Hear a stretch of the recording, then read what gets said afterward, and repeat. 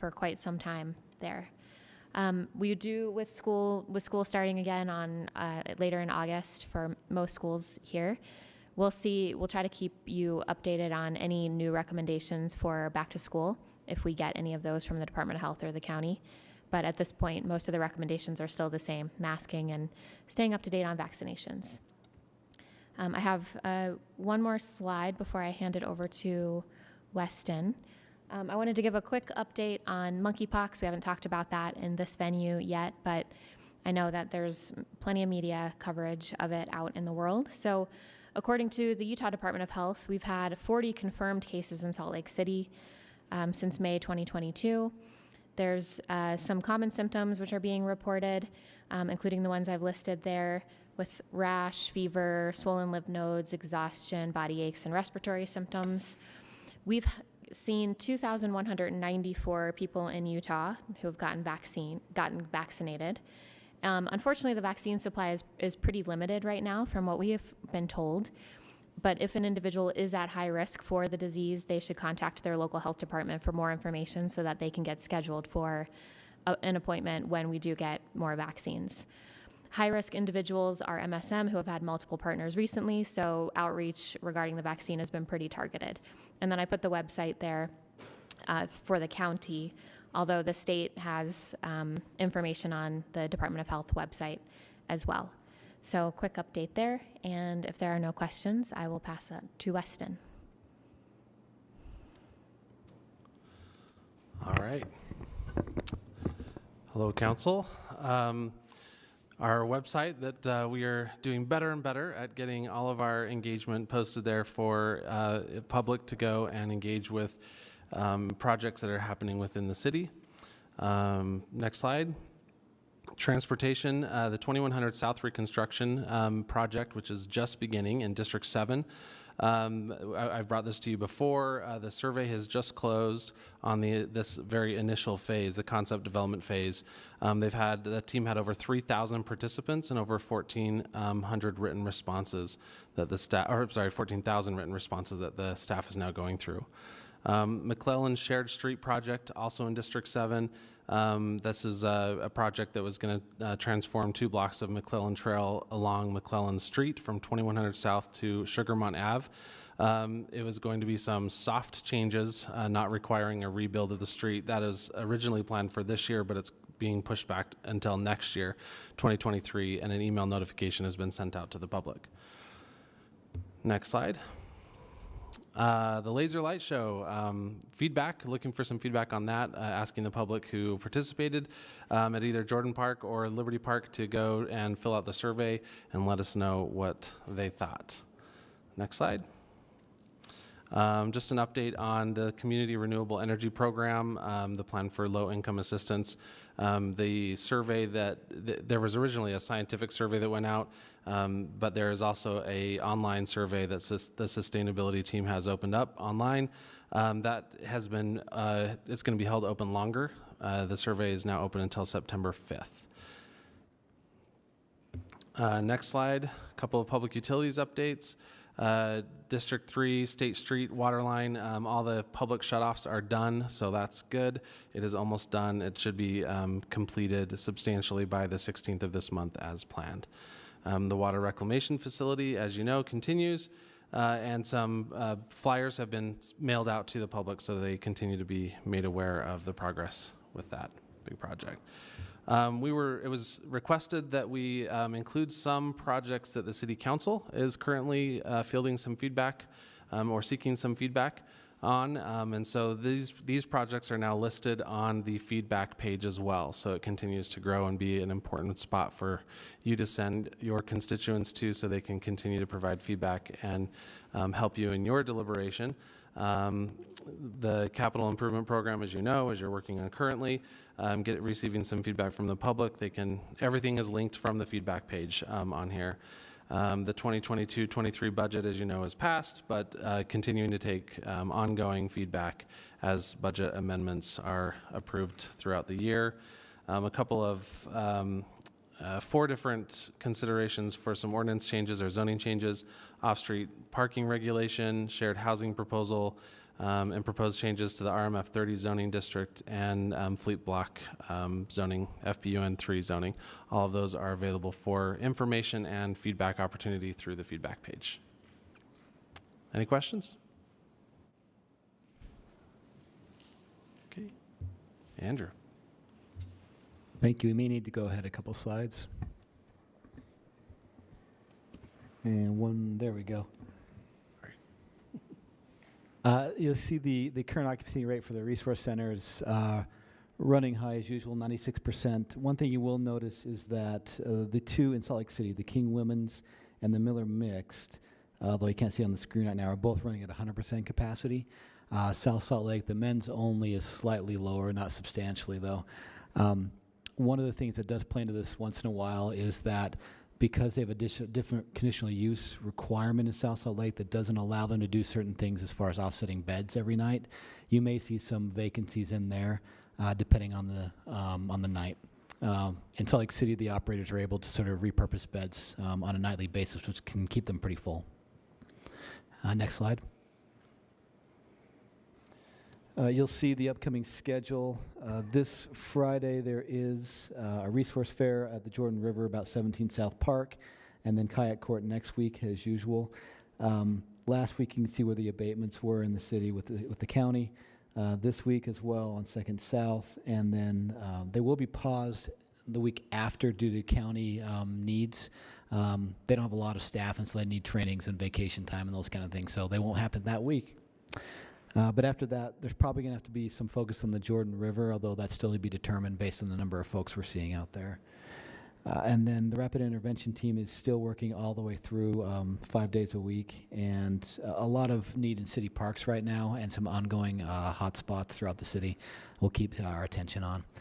The other update that we don't have on the slide is about the overflow process for this winter. We've talked about that quite a bit.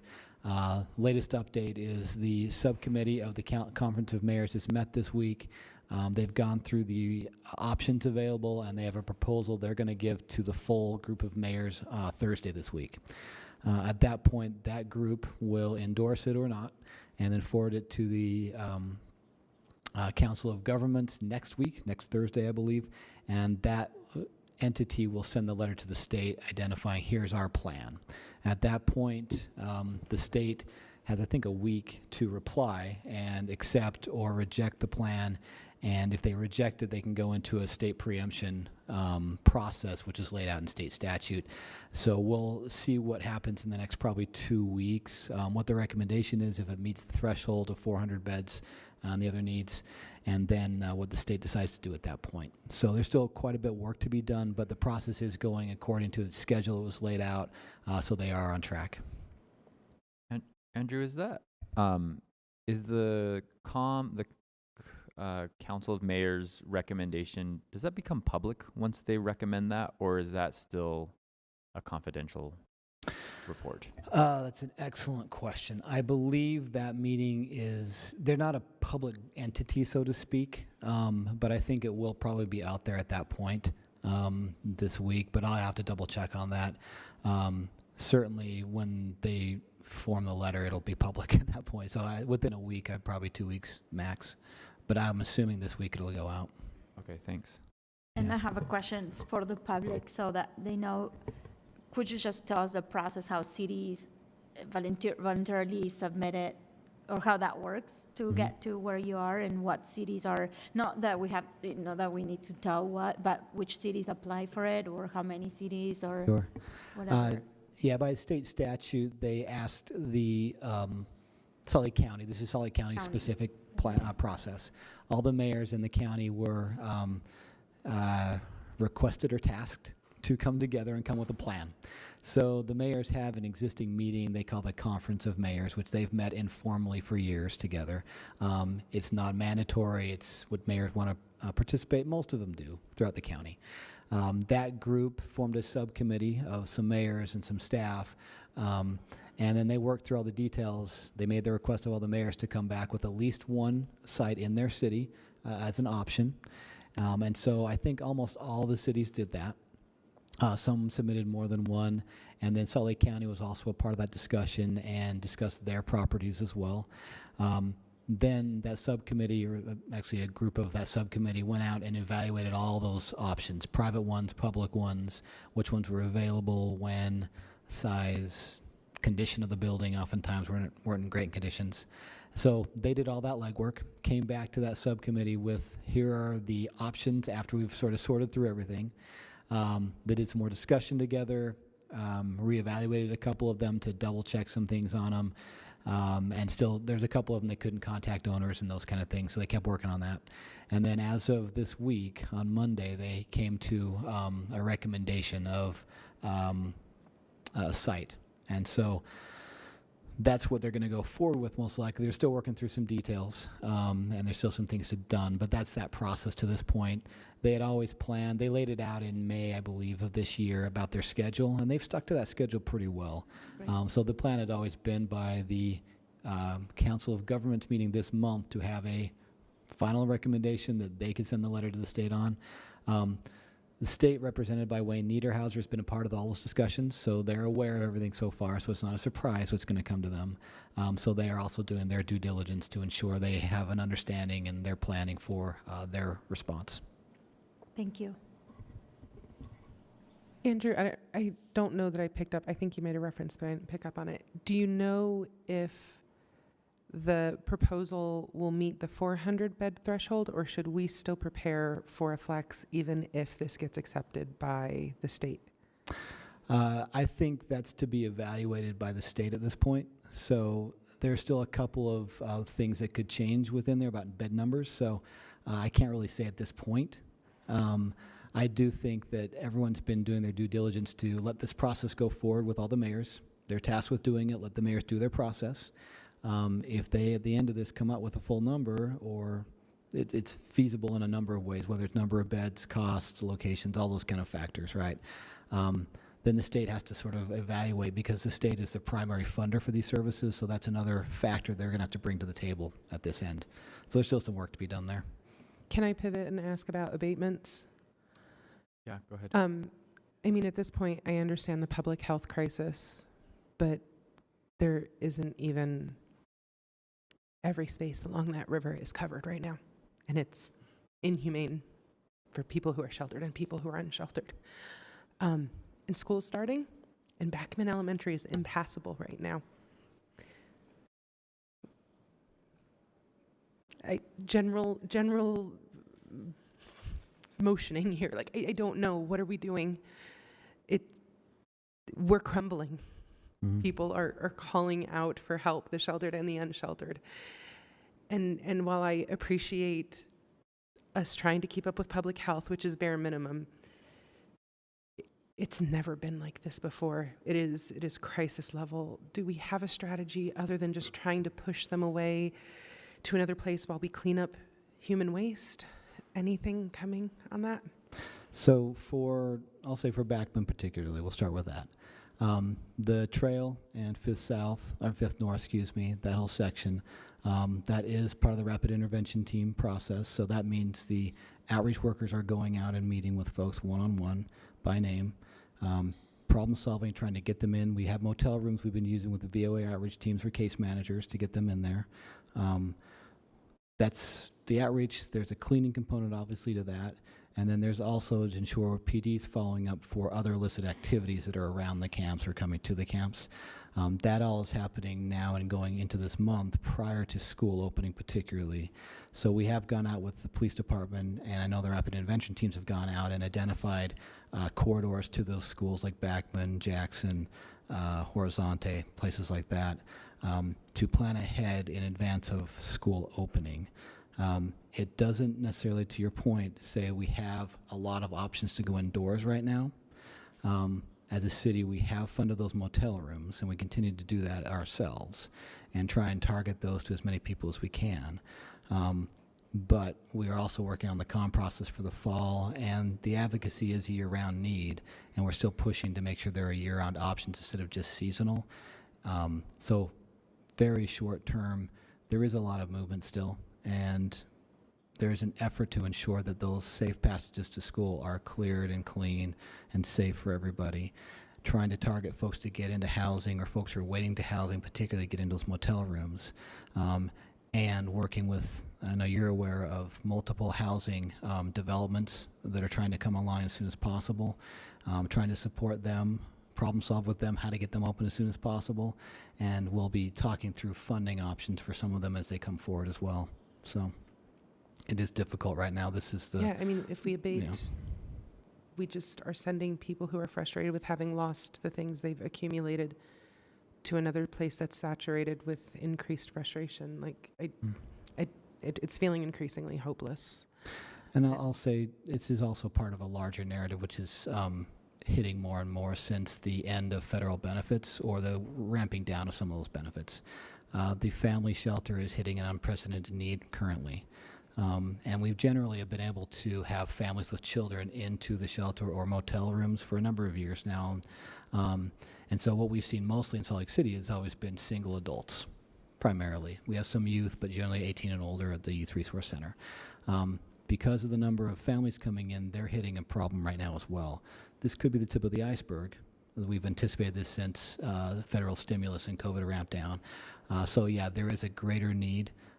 There's a greater need to talk through this as a system, obviously, because every piece hits the other part. The more families we need to get in as a priority, maybe the fewer other beds we've got. So yeah, it is tough right now. This is really stressful for everybody. I agree.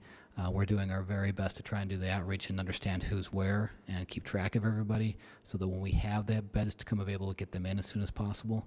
It is a struggle, though. Thanks, Andrew. Alejandro? I just wanted to, as another West Sider representative, and the amount of places that we're seeing on the West Side where this is happening, and the human toll that is taken in everybody, not only on the neighbors, but on those unsheltered.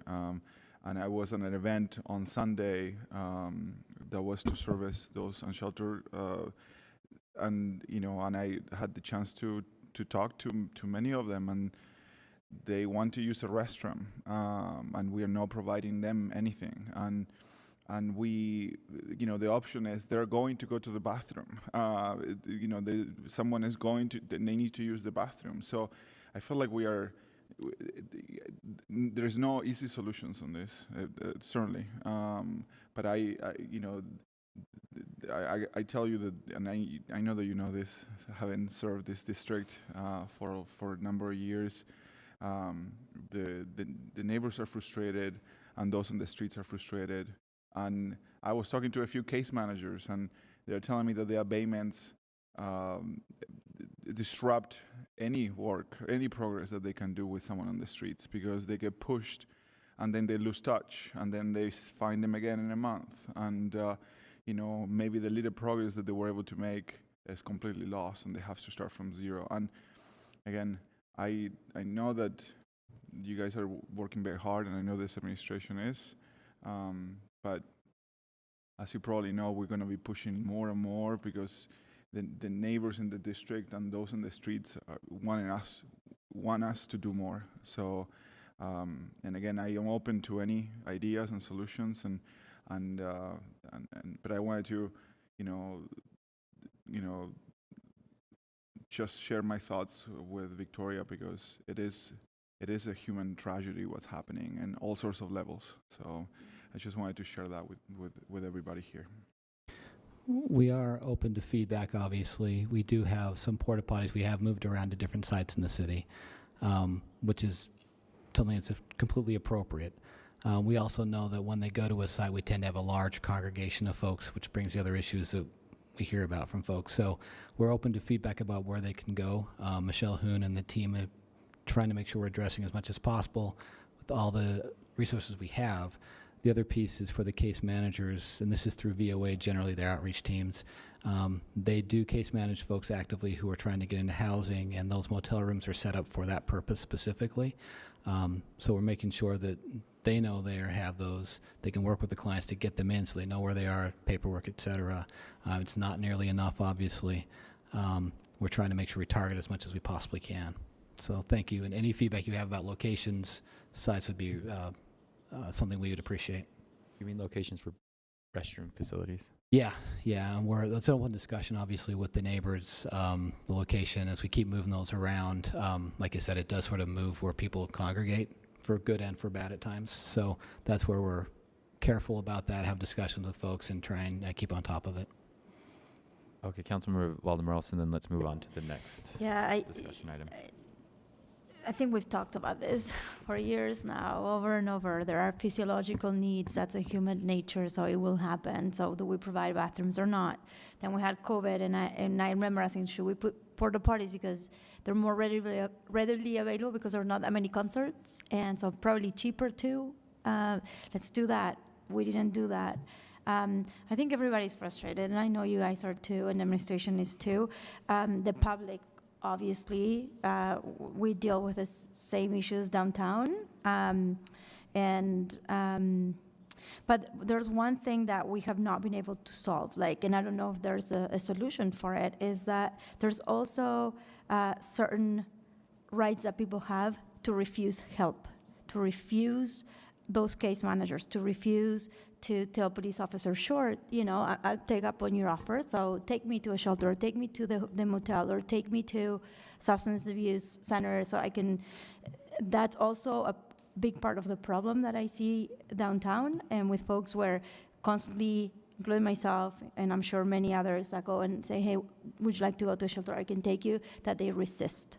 So we have to let them be out there, and they don't have the support that they need to go on with life in a more humane way. So, but yes, we need to do more. I know we've been on a tour last week with Councilmember Dugan and Petro of First Step House, and I wanted to congratulate that group about how they have been able to do a lot of permanent supportive housing, and they deal with a lot of highly mentally ill folks, and also substance abuse disorders, folks that do have that, and they have been able to manage to keep them inside as crises happen. So if anything, maybe we ought to look at those programs that really, it seems like they're effective, and I've seen them be a conditional use in my district for years now, for like 10 years or so, and their properties are great inside, great outside.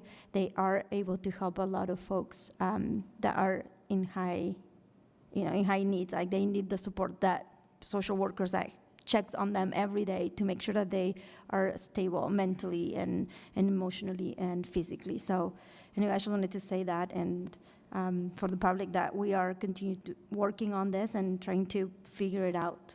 It's a very tough topic. Thank you. Councilmember Valdemar-Olson. Did you want to respond to that at all? Or First Step House is a great model of integrating all those things together. You're correct. They're also applying for their low-income housing tax credits for more programs, and you'll see a number of programs trying to take in a permanent supportive housing, which is the housing with those support services. So when we talk about PSH or permanent supportive housing, that's what we're talking about in the best terms. And I agree, it's needed more than we have now, and we are actually soliciting, trying to support as many projects as we can in that vein. Great, thank you, Andrew. Are we moving on to water? Yes. So as you know, we've tried to keep you updated on drought conditions and water conservation and watering recommendations throughout the summer, and we have Laura Briefer here today to give us a look at that.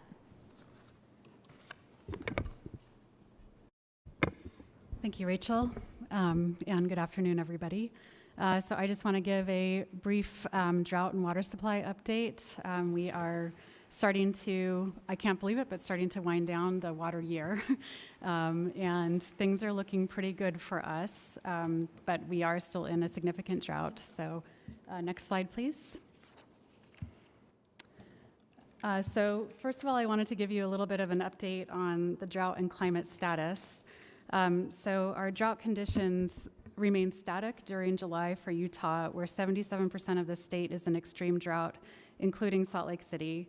And you can see that on the photo on the bottom. That's a recent update to the Drought Monitor for the state.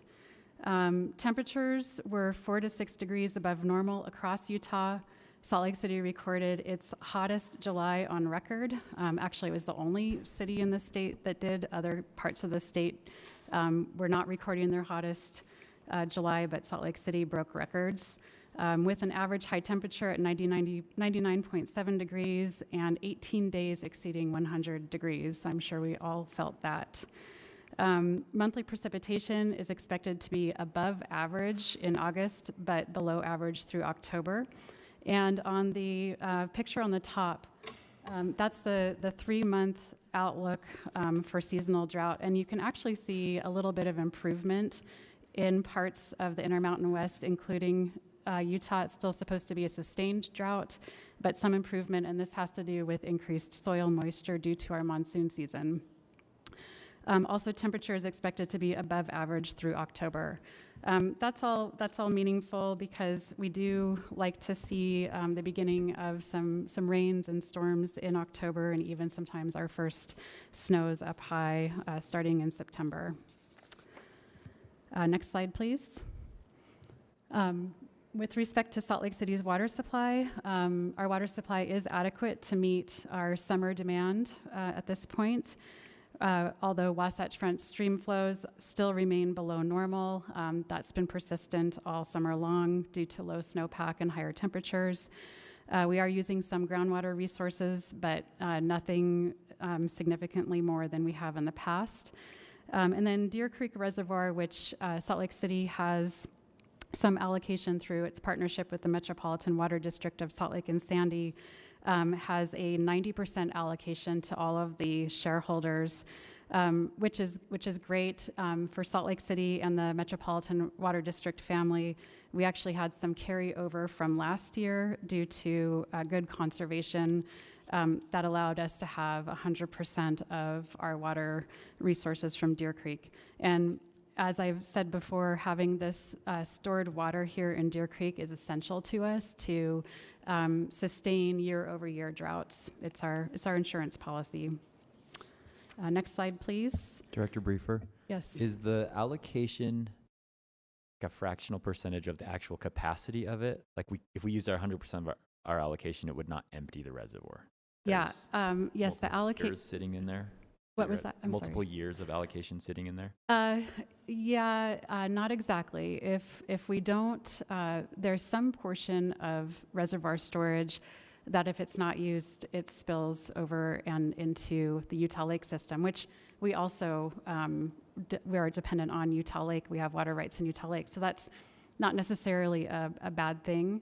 But we do try to optimize our management of water resources depending on the climate of any particular year and our year-over-year outlook based on our climate vulnerability analyses to really say, okay, do we want to optimize stream flows? Do we want to optimize reservoir storage? And sometimes we also have to make that choice due to infrastructure projects. So for instance, we're still in rehabilitation mode of Mountain Dell Dam, which means that we haven't been using a whole lot of our Parley's water rights, and we've been making that up with other surface water sources and Deer Creek. So there's a lot that goes into that equation. Okay, thanks. Then I wanted to talk about water demand, and this is essentially our conservation performance.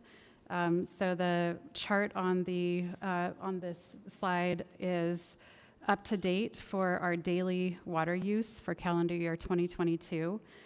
The y-axis on the chart is water use in million gallons per day. And you see it goes from 0 all the way up to over 200 million gallons per day. The light blue line across the chart is the year 2000 water use, which is what we use as a benchmark for long-term conservation performance. The x-axis is month of the year starting in January and ending in December. The red line is the average water use for the last 3 years, so 2019, 2020, and 2021. And the blue filled in line is this year's performance. And you can see compared to the average of the last 3 years, we are using quite a bit less water. And in fact, over 2 billion gallons of water have been conserved since April 1st. of this year. I said 2.067 billion gallons because I count every drop, and I think we can probably go further in that. But and then that is actually a 17% reduction from the last 3-year average, which is phenomenal. Especially since last year we also had quite a large reduction in use. Another important metric for us is how we're doing on peak demand. So our peak demand is reduced by 10% in 2022 compared to the last 3 years. And just to give you a sense, our peak demand on July 21st, which is the highest recorded demand that we've seen this year, was 140.93 million gallons per day. And the cumulative average for 2019 through 2021 was 156.39. So that's a pretty incredible metric there for us as well. We are still in stage 2 of our water shortage contingency plan, and that's due to basically this persistent drought. Next slide, please. Mr. Chair. Councilmember Pui. So, a quick question on that slide from the water demand. We saw, from my understanding, from all I'm learning about water through you, and thank you so much for all the work and teaching us or me about how this works. And we sell, from what I understand, we sell water to other municipalities. Is this water reduction reflecting of everybody that we sell water to, or only Salt Lake City? Yeah, so this reflects the entire Salt Lake City public utilities system, and you're correct, it includes all of Salt Lake City, and then the system extends into portions of Mill Creek, Holiday, Cottonwood Heights, South Salt Lake, Midville, and Murray, small portions of those last 3. So that reflects all the usage. That's great. And are there any municipalities, since this is an average, doing more or less? And I think that will be interesting to me because not to talk about Holiday but just a city comes to mind. Maybe Holiday needs to do a little more. I don't know. Maybe they're doing more than we are here in Salt Lake. But I would like to learn about this comparison. Is that possible to do? I think we could probably derive that data from our billing system and our GIS system. That would be interesting, and maybe we could even go back in time. Although a lot of those cities were unincorporated county.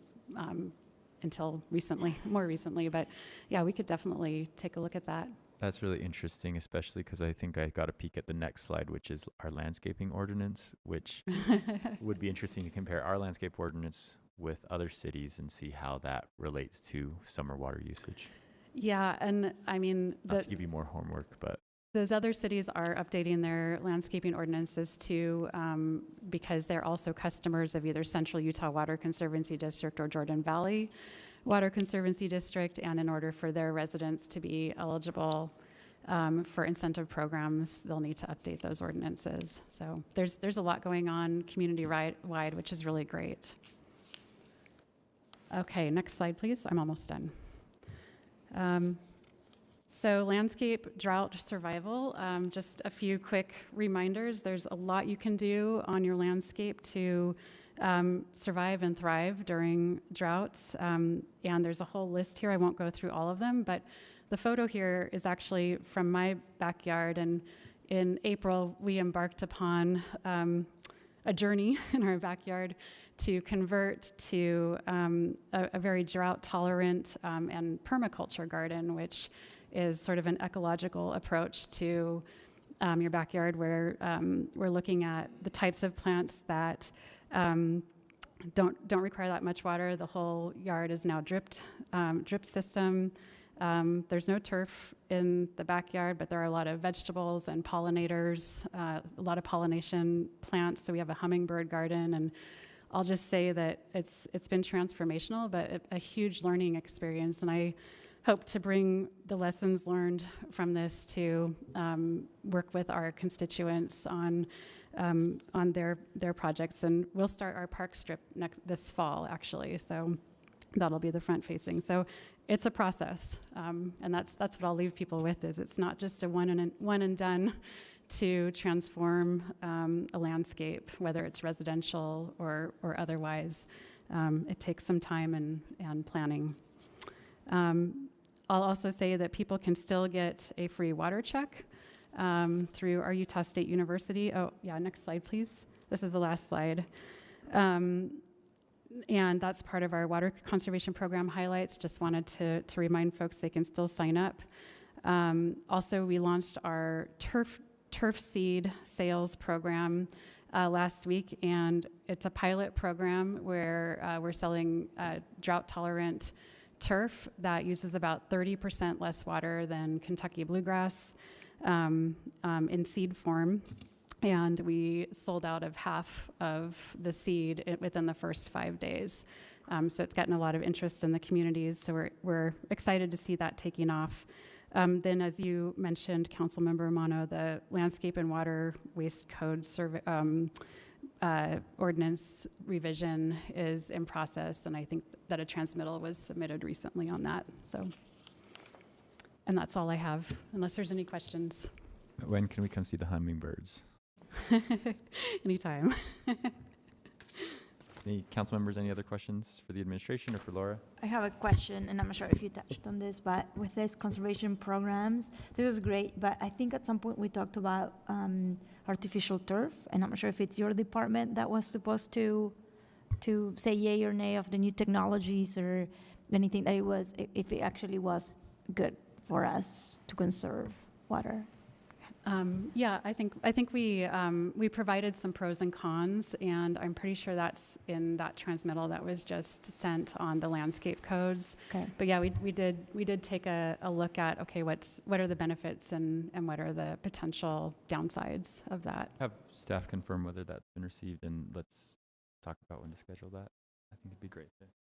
Thanks. Councilmember Peter. I don't know that we've received it. Oh. I Maybe believe we spoke out. transmitted it last week, Oh, you did? but maybe it's lost somewhere in the system. We'll check. But thanks for letting us know so that we can get that scheduled. I'm glad I didn't speak out of turn. Laura? Yes. Sam, will you help? So as you know, the Northwest Quadrant is undergoing massive growth. And so even 200,000 gallons a day feels very scary.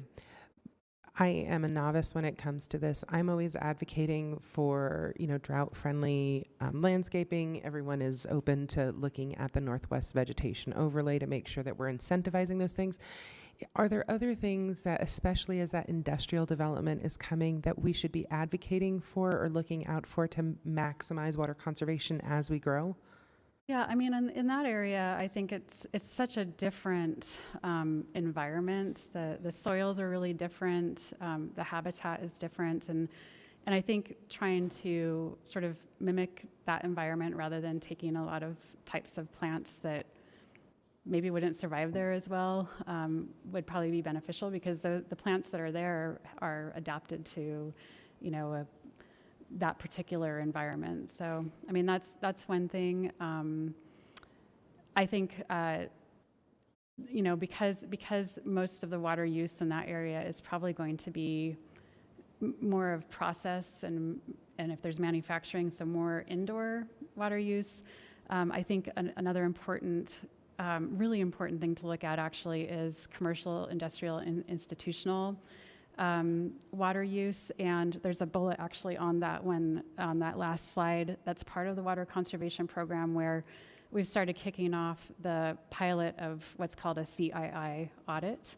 And so we have some pilot businesses participating with us where we actually can go through and help them look at whether they could have different fixtures or different processes that could conserve more water, whether there are potential for leaks in their system.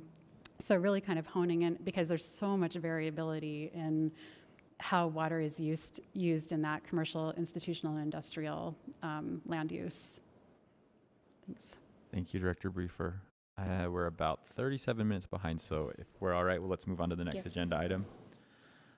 And that is the updated 2022 Salt Lake City Department of Airports Master Plan. And I think we have Sam Owen with council staff, Bill Wyatt, the Airport Executive Director, and is it Brady Fredrickson, Director of Airport Planning and Capital Programming.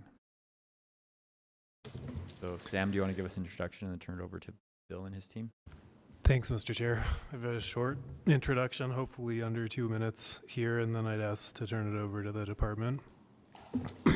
The airport master plan is the topic in front of you. The plan relies on a regulatory framework administered by the FAA, the Federal Aviation Administration.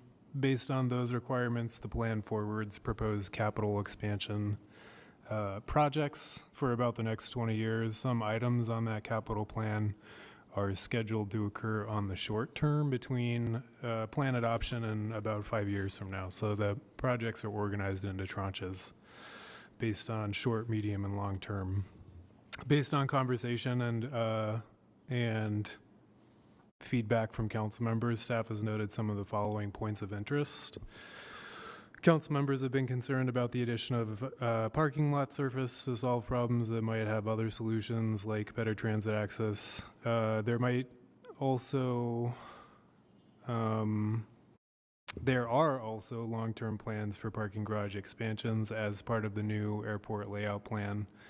Again, in terms of the capital plan being divided into those tranches, parking garage expansion is much later than the proposed surface parking addition. So the council might wish to talk about how much hardscape for parking is too much considering the whole capital plan together, all of those tranches at once. Should the plan instead preserve open space where it currently exists on the airport campus, that might be something that council members want to talk about today. This is all, there's a lot of this. Will you slow it down just a measure? Oh, yeah, sorry. Okay. I get Thank so you, nervous. Okay, next point. Walking distance is a point of focus. Council members have heard mobility accommodations are limited in that context. The council might be interested in what support could be added here as the tunnel comes online and the people movers come online over the next years. Other airports in the SLC system are the Tooele and South Jordan airports. Those airports are the subject of a separate and current master plan process and a pending briefing to the council. So that's forthcoming. Airport staff also recently shared with the airport board that development opportunities at the Tooele airport have opened up significantly with new lease activity, and that might also be something council members are interested in hearing about. Development at Tooele has been important historically. Finally, in coming weeks, the council is tentatively scheduled to hear an update on the newly forthcoming gate expansion at the international airport. Airport staff might have more to say on that now. However, the council will hear about that separately in September is kind of the anticipated timeline. So with that, Mr. Chair, I'd ask to turn it over to the department. Thank you, Sam. Thanks. Bill? Thank you, members of the council. Great to be here to talk about this master planning effort, which has really been the result of 3 years worth of effort. And I thought I would bring along a copy of the last master plan the airport conducted, which was completed by the airport in '96, but then finally approved by the council and the FAA in 1998. And the only reason I wanted to bring it was so that you could see a copy of the rendering on the front, which is surprisingly like what we're building right now out at International.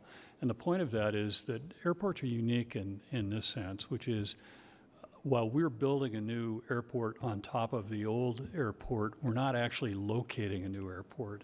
And for the most part in the United States, that's just not happening for, I think, fairly obvious reasons, because it's not just that you need the land for the airport itself, it's all of the activity associated with flying in and flying out, which creates an enormous footprint, which typically just doesn't exist in urban areas that are large enough to support an airport. And so the idea of master planning is to paint a 30-year picture of how to adapt and respond to all of the changes based on the best available information. What kind of flight growth are we going to see? Employment changes? What about technology improvements or changes?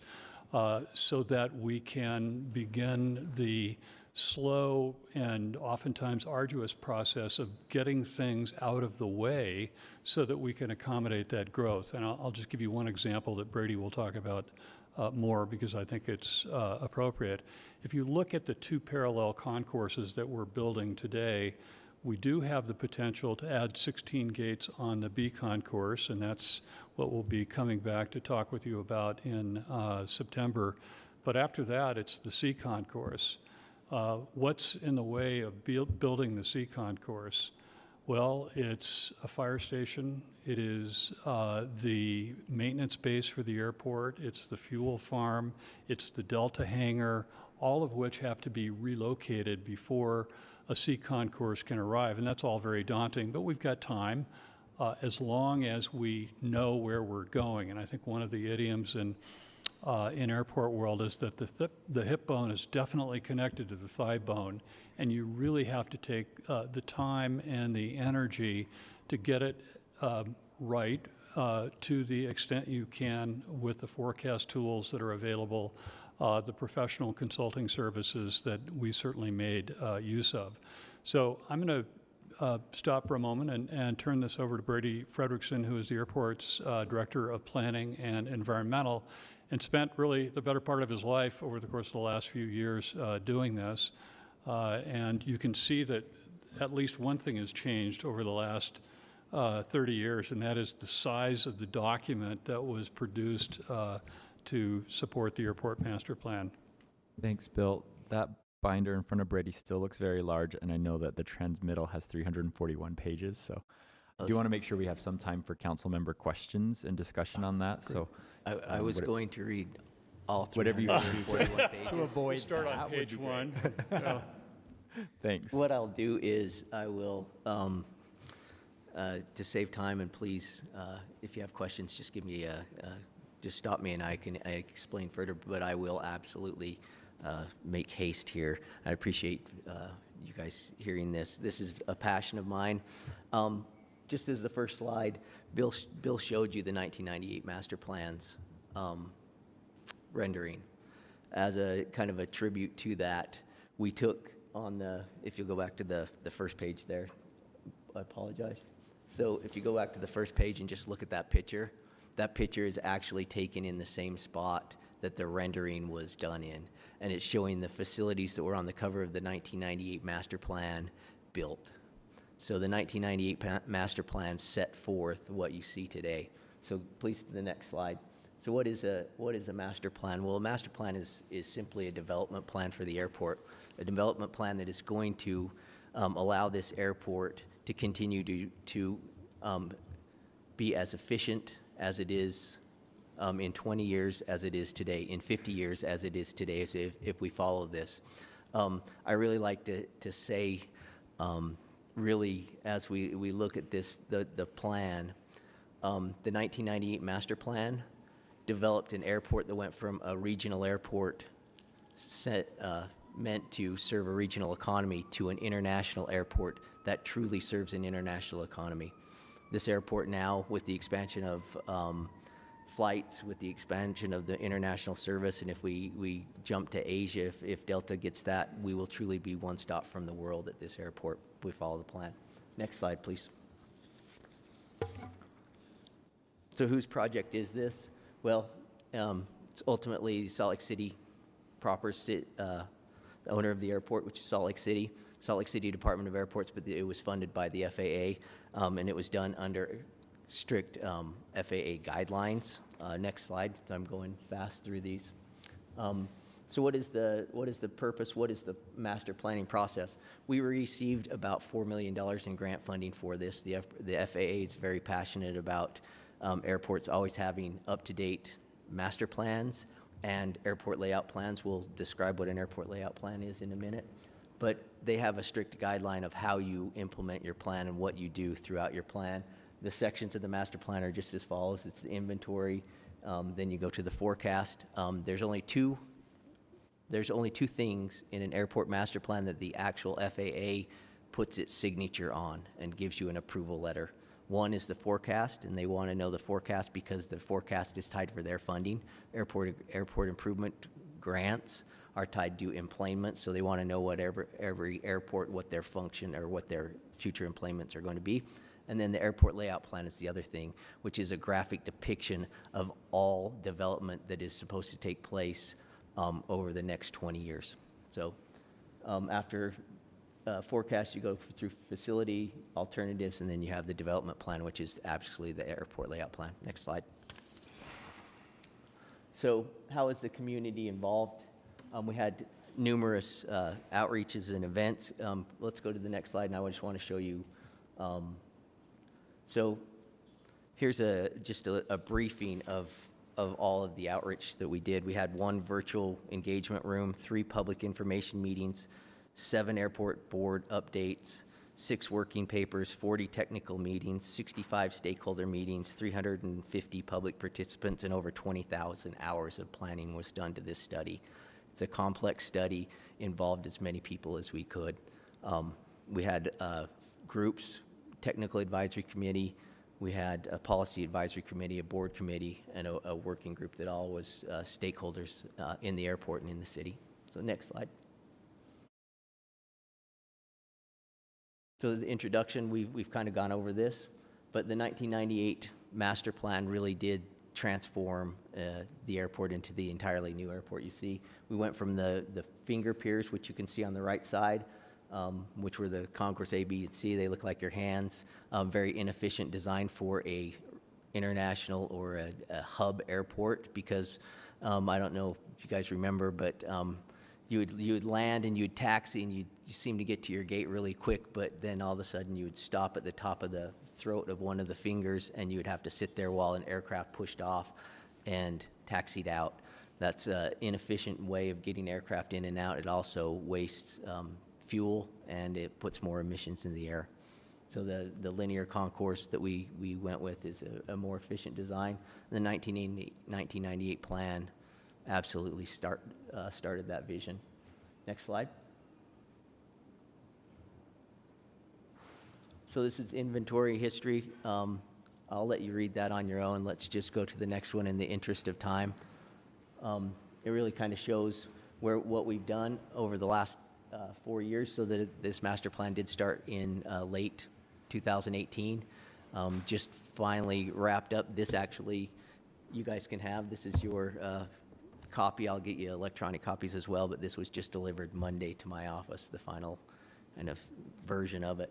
But in 2018, we built the central utility plant gateway, started Concourse A and B, and there was groundbreaking on B West. 2020, we completed the gateway center, parking garage, terminal, new concourse, demoed the existing garages, and then, of course, in 2021 through 2024, you're going to see phase 2 open up with 4 gates in May. The remaining 22 open up in November, and then phase 3, which is an additional 8-gate expansion, and the tunnel will open up in 2024, which will reduce your walk, and it's going to be a great experience with some world-class art involved in that design as well. Next slide.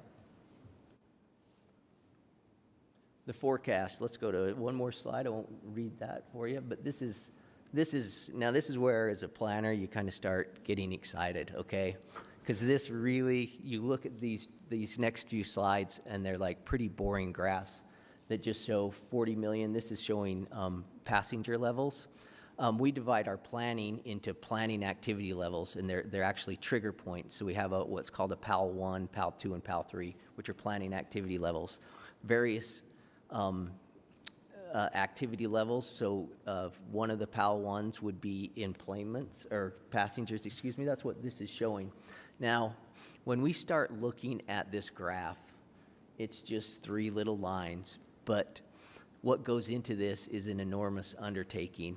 We interviewed every airline that services the airport, and some that are proposed. We signed non-disclosures agreements with most of them, because what we did is we went in and we really talked to them about their plans. What are their expansion plans? What do their fleet mixes look like? What are they forecasting in their plans throughout the next few years? We interviewed all of them. We took into account economic data, growth, and traditional airport data. And when you look at the graphs, and you look at the logarithm that actually, the math problem that it took to actually produce the graphs, it's about a full page of equations just to produce it. I know as a planner, I'm always just going, well, what's 2% growth? And I just do, 0.02, and I extrapolate it out. But really, this is a very detailed forecast that requires a lot of lift. What it's saying here is by 2037, our high growth scenario would be we'd have over 40 million annual passengers. If you go with our baseline is what you always, as most planners do, we just look at baseline would be around 37. Low growth scenario would be around 32. Right now, today, this year, we're going to be about 25 million passengers. That's what we'll see this year. Our benchmark right there, our high water mark, I guess you could say, is in 2019 was 26.2 million. So we're really recovering quickly, and we're expanding quickly. You can see new flights and service coming in. We're excited to get some new gates going. Next slide. This would be a passenger activity level. We also do the same thing of those planning activity levels for our cargo facilities. That's perfect. There you go. We won't go over the numbers on this slide, but it's the same thing. How many cargo providers are going to come in? What happens if, like an Amazon were coming to the airport, or another facility, another online provider that had heavy lift, bigger airplanes that delivered a lot? What happens if the community around it generates cargo? What are those things? Those are the kind of scenarios that we looked at when we went in here. We also divide our cargo facilities up into PAL trigger levels, that planning activity level 1, 2, and 3. Next slide, please. This is the fun one. It's actually aircraft operations. Now you're starting to look at your airfield. It's not as sexy as the terminal. We look at terminal and you look at the facilities that we built, they're beautiful. They handle a lot of people, but if you don't have a balanced airport, if you can't get airplanes to the gates, you can build as many gates as you want, but if you can't get your aircraft to the gate, there's a problem. So we got to start looking at balanced airfield. I'll actually go on to detailed numbers. If you go away with almost, the only thing you remember is two numbers you really want to remember. It's 1,800 daily operations, 115 gates. I'll get to that in just a minute. That's the only number that I would quiz you on after this presentation. Okay, so high growth would be 480,000 operations. Low would be 395.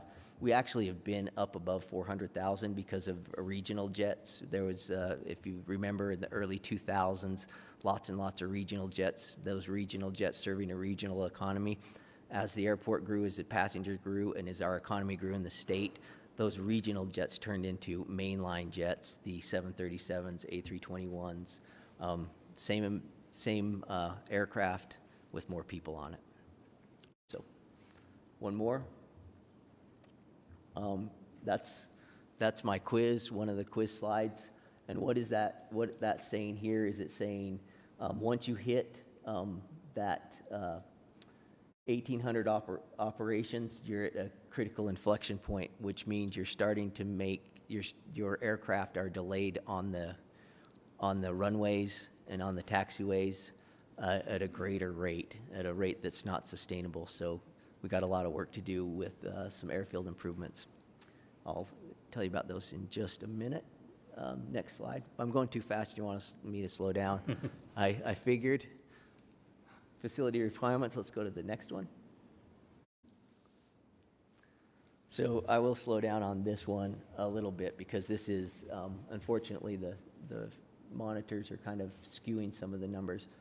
When you start looking at that data that we just crunched, okay, we start looking at those planning activity levels, we start looking at airfield delay, we start looking at operations numbers, and then what we do is we start modeling our airfield, and we start modeling our facilities, and we say, what facilities are good now, are going to be stressed, where are they at? Basically, what level of service are they at right now? We made this simple graph, and I love this graph. I show it all the time. If you've been to a board presentation or a presentation I've done, you've seen it before. Green is good, yellow, says stoplights, right? Green's good, yellow's starting to get stressed, and red is bad. And what it's done is we put it on, you can see the top of the graph we analyzed things for 2017 data, which was about 325,000 operations. And then we projected it forward through PAL 1, 2, and 3 on various levels. And when you start looking at the facilities, some things really stand out. The hourly throughput, we have a new facility. It's really good for a long time. When we start looking at those phase 2 gates come online, oh yeah, it's even getting better. Phase 3, better. If we do this 16 gate expansion, the airport can sustain some growth. It really is going to be an efficient facility. So that's where you think it's going to be with hourly throughput. Runway length. There's really an interesting, from an airport planner, it's really an interesting scenario with runway length. You see that the runway length is good, the capacity is good, but as you start introducing more and more international traffic, that's what puts a strain on your runway length.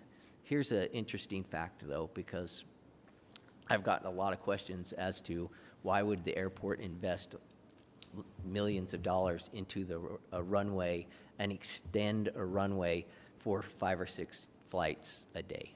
Why would we do that? Well, turns out that those 5 or 6 flights, it does benefit.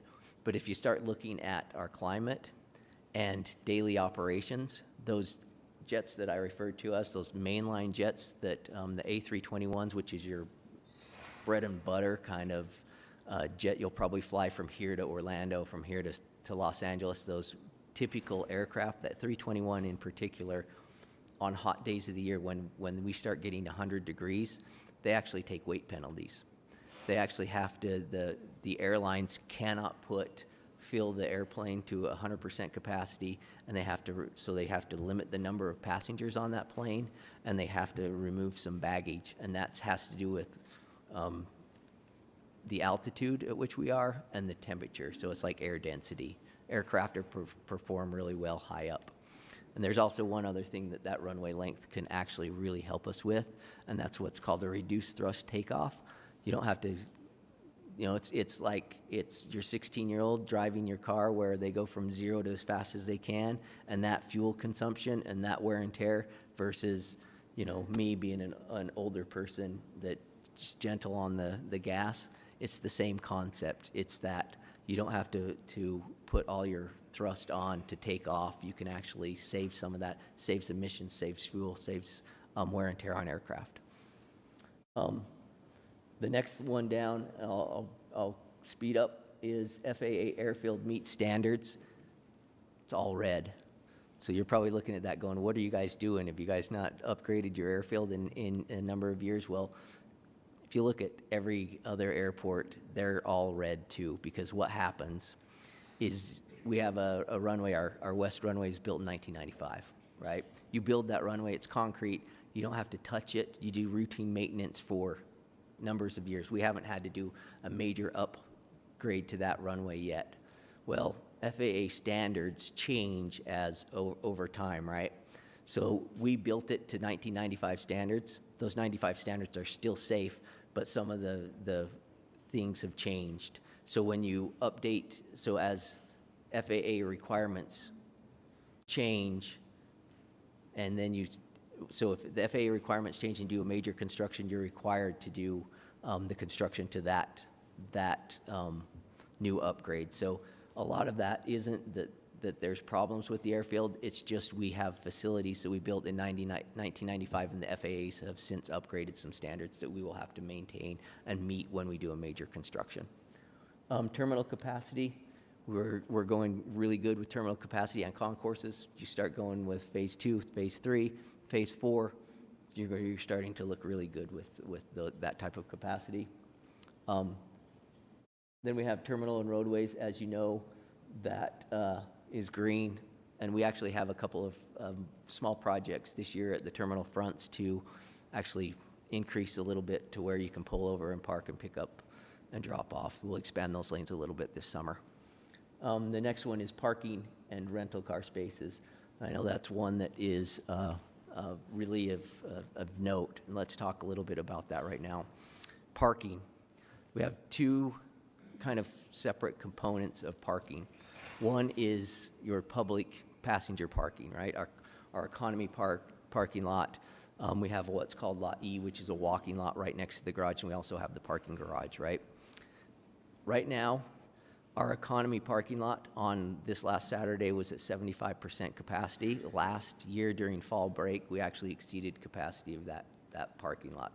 The economy parking lot now fluctuates over heavy travel times, not daily. Again, last Saturday it was only 75% capacity, but last year during fall break, we got up over 100%. This year during spring break, we were up in the 90% capacity of that parking. Can I just stop for a minute too and add this? Here's what happens at 85% of capacity. People are driving around and driving around and driving around looking for that space because it's very hard to see, particularly on a surface parking lot, when you get that full. So what do? They go home and say, I'm not going to take this trip. No, they don't. They go out onto the roadway and they park on the side of the roadway and then they run into the terminal dragging their bag behind them. And this is an experience that is relatively new here, but we're going to see more of it. There are airports around the country that have seen a lot of it. LaGuardia is a very good example. They're beginning to address their challenges. They're building a brand new airport, but during the course of construction, the entry roadway became so congested that people would stop their cabs a quarter of a mile from the terminal and say, we're not going to make it. I'm getting out here, pay them, and do the same thing, which is very suboptimal. I guess I would just say that because the roadway is really actually a very dangerous place. People come, I'm still relatively new here, but people drive fast in this state, and they come off I-80 onto the airport terminal roadway at 80 miles an hour. And so that's not something that we want to encourage. But that's with passengers, airport passengers, they will find a way. They're going to get into the building somehow.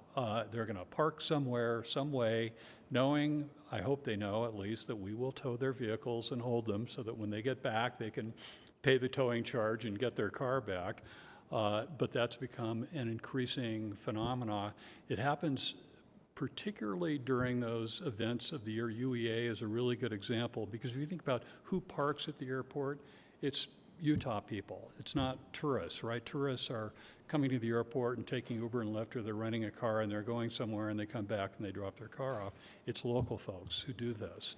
The way to think about the growth in parking activity is to think about the growth of the airport. So COVID accepted, and we can certainly talk about the impact of COVID. The airport broke ground on this new airport back in 2014. And the assumption that everyone had used, the airport, particularly Delta and the airlines, was that we would grow at 1/2%. And from 2014 to 2019, we grew at averages anywhere from 5% to 12% in passenger enplanements per year and added no parking. I mean, none. So the existing surface parking facilities were absorbing all of that. The new airport is open. The new 3,600 car garage is opened, and the old one is torn down. So we have those additional spaces, but those are the most expensive spaces on the airport. They don't serve the economy market, and they don't serve the employee market. And so assuming that we bring, and I'm pretty confident we will, this proposed budget amendment to add the additional gates to the B concourse. I'm being a little circumspect here because we have disclosure requirements that we have to fulfill about material changes in the project, but I'll just say it's likely headed your way. The airport will go from 52 jet bridges to 94 within the span of 7 years. And that will see a significant increase in employees and in passengers because, as Brady alluded to earlier, we will all of a sudden have the room to accommodate what we haven't had for probably 30 years here, which is growth in carriers and certainly growth in passengers. And so it's hard to imagine all of that occurring without a significant growth in parking demand, and that's our biggest concern. I think we're probably going to have a lot of council member questions on this issue. So do you want to go through the rest of your presentation real quickly, or do you want to jump into those questions right now? Because once we go into those, I don't know if we're coming back out of that hole. So Let's just zoom through it. 'Kay. That's really, and I'll double time it. Parking, we've dedicated cargo. We're actually addressing some of that right now. We're just building new cargo facilities. Support space, ongoing. Some of that's going to need to be relocated when Concourse C comes online, or when we start Concourse C before we do. Go ahead to the next slide. So this is the pop quiz here, was the number of gates and the daily flights. I love, this is one of my favorite slides actually that I show, and that is really, you start looking at the whole airport right now, the airfield that's existing, what major changes we need to do when the airfield does break at 1,800 daily operations. We're at about 900 right now. And then at 115 gates with Concourse Bravo. I had to get a Bravo in because I'm an airport guy, right? Once that's finished, we'll have 94 gates. So again, 115, 118, or 1,800. Next slide. This just shows existing conditions. There was 2 assumptions that the airport did make, or the master plan team did make. We knew that the airport, we started in 2018. We assumed that Concourse B Phase 2, or Concourse A, excuse me, Phase 2, the entire length of Concourse A was finished, the central tunnel was finished, and the 8-gate Phase 3 expansion, all of those things that have been approved through here and through our funding process, we assumed they were all finished. So that's one of the assumptions that we made. Next slide. This is a really, I appreciate Sam getting this in. This actually shows a rendering, a pretty good depiction of what's called is our future airfield, or this shows all the airport layout plan, or ALP projects done. It shows the end around parking, shows Concourse B finished, north support facilities, and some of the facilities you see up on the right-hand side of the screen or some of those facilities that Bill was talking about that we need to start moving to the Delta hangar, the fuel farm, those things actually move to start Concourse C. So that's the next step, is really to start moving some of those facilities out of the way so we can build another concourse. Next slide. Sorry, Mr. Chair. Go Can we ahead, go back Councilmember to Fowler. that slide? Yeah. This, The one, yeah. that one? So I'm assuming that the way it's oriented is that up is north, is facing north. Is that right? Up is right. Is Okay. right is I needed north. to look at this the right way. Yep. Thanks. Up is right. So what this is showing, and I have breakdowns of this, when you start looking at it, there's, if you look at the right-hand side or north, it shows the runway extended, the center runway. So there's the center runway is extended to 14,500 feet. In this, it shows expanded north cargo facilities. Again, just like what I was talking about, once we start getting some of that cargo demand, we need to build some of those facilities. It shows all of Concourse A and B finished. It shows what's called an end around. So if we go to the far left-hand side of the screen right now, it shows an end around taxiway, which is just a really efficient way for us to get aircraft from the terminals and the concourse, to that east runway that's at the bottom of the screen. And then it shows some de-icing facilities and things like that, some airport or airplane support facilities. Next slide. We're just going to start breaking these down into like incremental projects here. Okay, I'll actually just go over this really quick because we just kind of had a little bit of a discussion, but everything in blue are new projects. Next slide. We'll go over all right, next one. We won't read that. Okay, Airfield Improvements. A couple of the critical ones that you'll see, we broke this down into a slide because A lot of people always want to see, well, what are your plans for the airfield over the next 20 years? Well, at the bottom of the screen, where that blue U shape, blue for the Utes, I guess it's, red. I should have put it red for the Utes, but it's blue. So it's the end-around taxiway. That's that taxiway that gets aircraft from the concourses to the east runway. The purpose of that is so that you don't have to close the center runway every time you cross it. You go around it so that landing and takeoff can continue to occur. Yeah, so it's a safety issue and feature. Very high on the priority list for the FAA.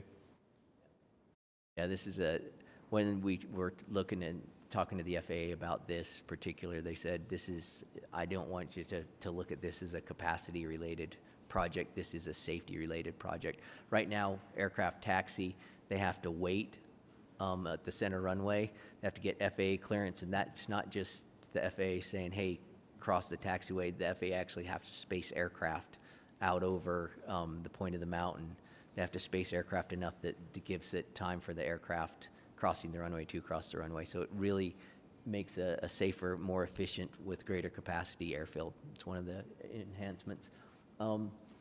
The project at the very top of the screen, which is the runway extension, that's on the outer portion of our planning horizon.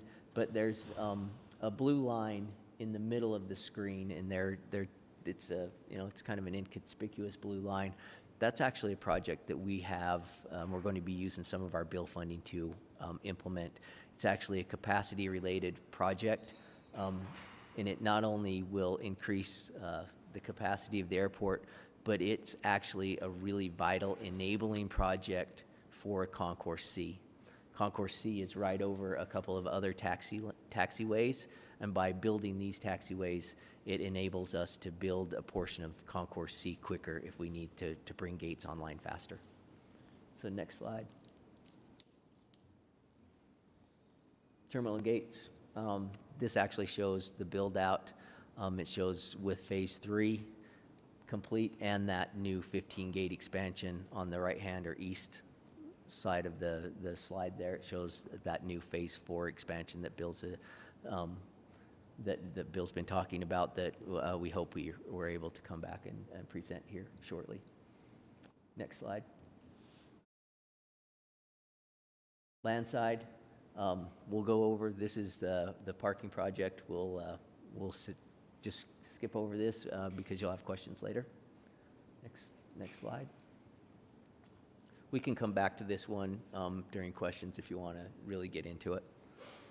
Cargo nor support. The two taxiways, or the two lines right in the middle of the screen, are taxiway Uniform and Victor, which are those two taxiways that we're going to be starting to get built here in the next couple of years. You'll see some improvements, but that is one of the capacity-related issues that we're talking about. And then this shows cargo expansion. This is how we'd accommodate cargo expansion. Next slide. General aviation. One of the things that really came about during COVID was corporate aviation. During COVID were some of the busiest months on record for corporate aircraft purchases. People started, some corporations said, hey, well, let's finally invest in those corporate jets. We've had more actual requests for corporate hangars in the last year than I probably have in the last 15 combined. So you're going to see some real development on the east side of the airport. It does two things. Anytime you introduce a faster jet into that airspace, it's compatible with the airspace. But one of the things that's really unique about Salt Lake City International Airport is the number of single-engine aircraft based at the airport. The FAA, they look at projects you have going on. They look at a lot of things safety related. But during our first meeting, the FAA, one of their safety people raised their hand and said, did you know you have more single engine based aircraft at Salt Lake International than every other large hub airport combined? And the reason that that's such a critical fact is that those aircraft, when I start looking at that 1,800 daily operations, if 200 or 300 of those daily operations are slower single-engine aircraft, it puts a strain faster on your airport capacity. So not only is the east side, we're seeing a lot of corporate jets, we're actually seeing more compatible airspace. And if we can move some of those smaller GA facilities down to the South Valley, and Tooele Valley, as Sam was saying, has a lot of potential for growth for those types of aircraft, what it does is it opens up capacity for our airport and allows it to grow. Next slide. Environmental overview. We can jump into this. I could start reading, but every time we do a project, every time we do a master plan, you look at what impacts it does have on the environment. You can go through and it lists some issues that we have. We're in a non-attainment area. What are we doing for those? What are we doing for air quality? Well, that's our number one focus. One of the number one focus, right, is air quality. What are we doing well? We switched out all of our ground service equipment. Those are those belt loaders, those tugs you see driving around the airport. Those used to be all diesel-driven vehicles. They're now electric. It was one of the things that we did is we provided infrastructure for all of those, and we mandated the airlines to change over their fleet to electric vehicles. So that improves. And we don't irrigate anything at the airport. We don't. So actually, we were one of the first. We used to, if you remember, like in the early 2000s, we actually had a huge water feature and lots of lawn at the airport. But we started suffering some droughts, 2002, 3, and we actually removed all that and went into a more drought-tolerant landscaping. But also the alignment of the airfield itself, those taxiways. You no longer have to wait to get into a gate. It's more efficient from the concourses to the runways. That also improves air quality and emissions. Okay, next slide. Next one is sustainability. Each project is evaluated for sustainability initiatives. We can jump into this, or you can give us some questions. But yeah, let's keep going. Are these slides in the staff report? Most of them are at the very end. That's but, okay. That's what I'm There trying. were a couple of them that I think were added last minute that are not. So if we could get those updated. Yeah. So that'd be great. all the slides should have been there. The only thing that was updated last minute was the graphics because they were way I kind of cooler. think that's a hint that we ought to get to the I'm on page 334. Okay. Yeah. Okay. All right. Yeah. I just All didn't right, scroll far enough. priority, future development. Let's just go through the next ones in about 2 minutes. Short term, we're going to remove a runway. The parking facility that we'll talk about is on there. And then we're building a cargo facility at the north. It's on 4. That's our short term, 1 to 5 years. Next is, keep going. Midterm would be some parking or some rental car facilities, move them. Taxiway Uniform Victor, we're actually going to bump that up, and some de-icing facilities. And then the next one, longer term, it shows all the runway extension, all these things that we've talked about, some de-icing facilities, relocating some of those facilities so we can get ready for Concourse C. Next slide, and that should be, if it's not, there's all of them put together, all the projects that we're thinking about doing. Next slide, and I think this just gives you a development cost. It gives us a cost breakdown. We have a $40 million CIP year in and year out. That's airport funds. That doesn't include bill funding or AIP funding. It's $40 million of airport funds to implement projects to enhance the capacity of the airport. Okay? Thank you. That'd be Thank you good. for that overview. That was covered a lot of ground or air. Council members? Do Sorry, you it want was to talk bad. I about tried real mobility? hard.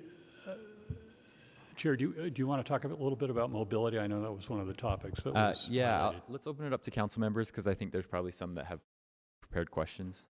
Great. Or perhaps.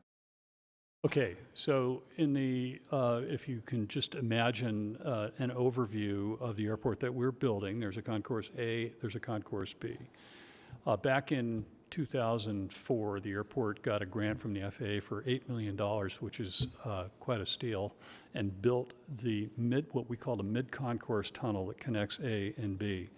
If they hadn't done that, you would have to have torn down the D concourse and not have it, and the E concourse for a period of years while you're building. About the underground tunnels right now? Excuse me? Are you talking about the underground tunnels? Yes. And the Mid Concourse Walkway will be The opening? Mid Concourse tunnel Yes. is Okay. the tunnel that people use today, and it's the subject of considerable complaining.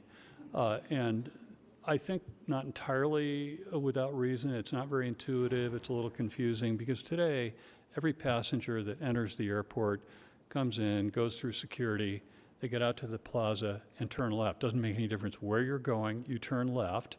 Either you're flying off of the A concourse, that's all Delta, or you're going through the tunnel up, and then you could be flying any carrier, including Delta. And for many of the Delta flights, you actually have to go then back to the eastern end of the B concourse, get on a bus, go out and do what we call a hard stand, which is board a bus, get out to your aircraft, and then take the stairs up. This is all temporary, but a necessary step in order to conclude what we're doing. In the fall of '24, the central tunnel opens, and then your experience will be arrive at the airport, go through security, go out to the plaza, and you're going to do one of these things. You're going to turn left, you're going to turn right, or you're going to go straight ahead.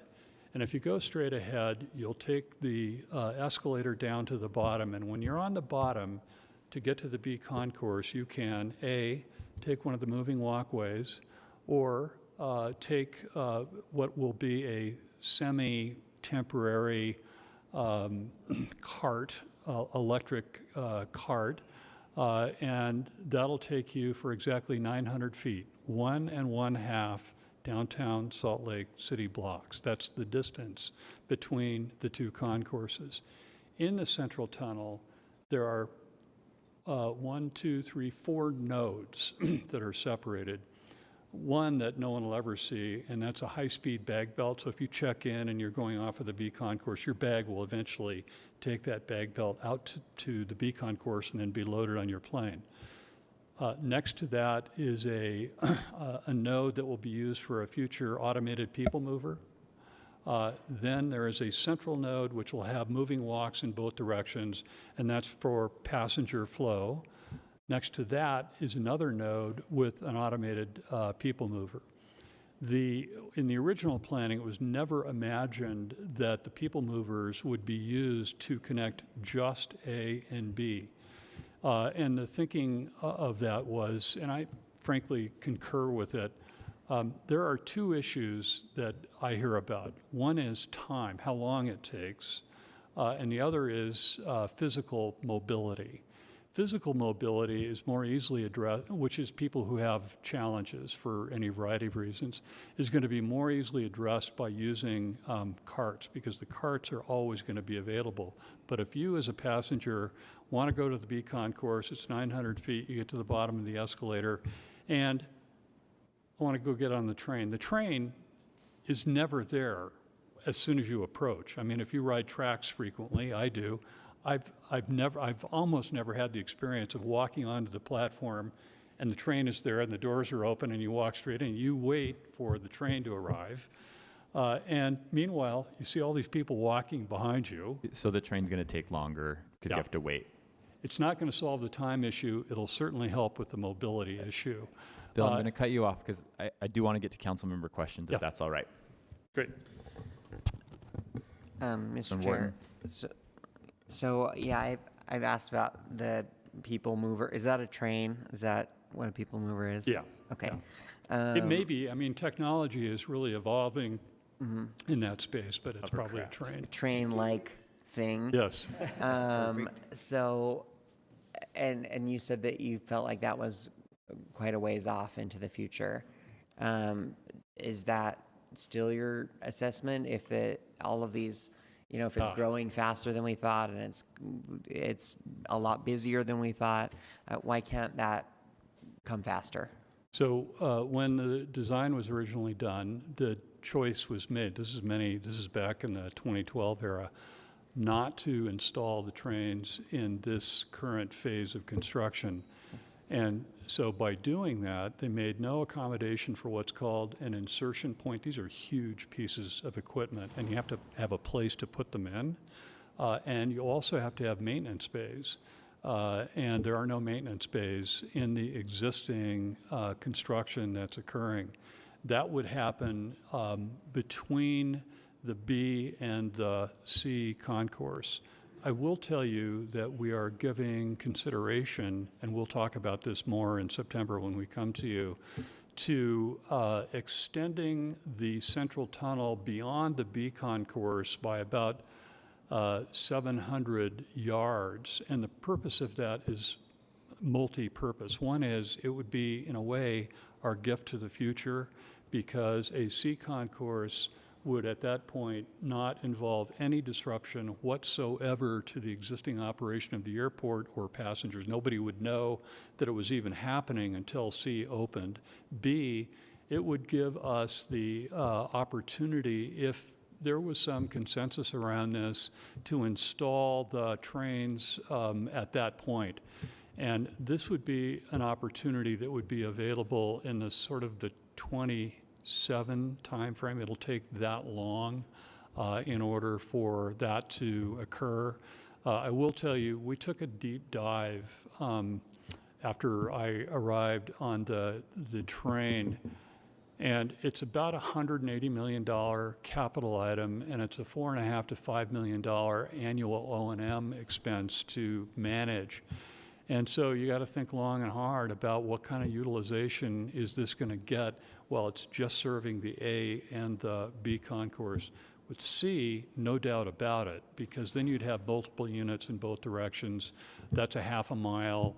It would make a huge difference. And so there is an opportunity in the future to visit this again, but it's not going to arrive until that 26 or 7 timeframe. You'd probably make the decision before then, just because it takes obviously time to do all of the work that would be required in order to accommodate that. So yeah, I mean, so in addition to like traffic and like maybe package theft, car theft, this is probably, why isn't the airport have a train, the biggest thing that I hear from constituents.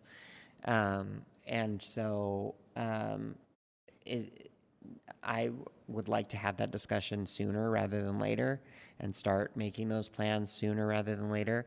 And then is there anything that we can do in the meantime?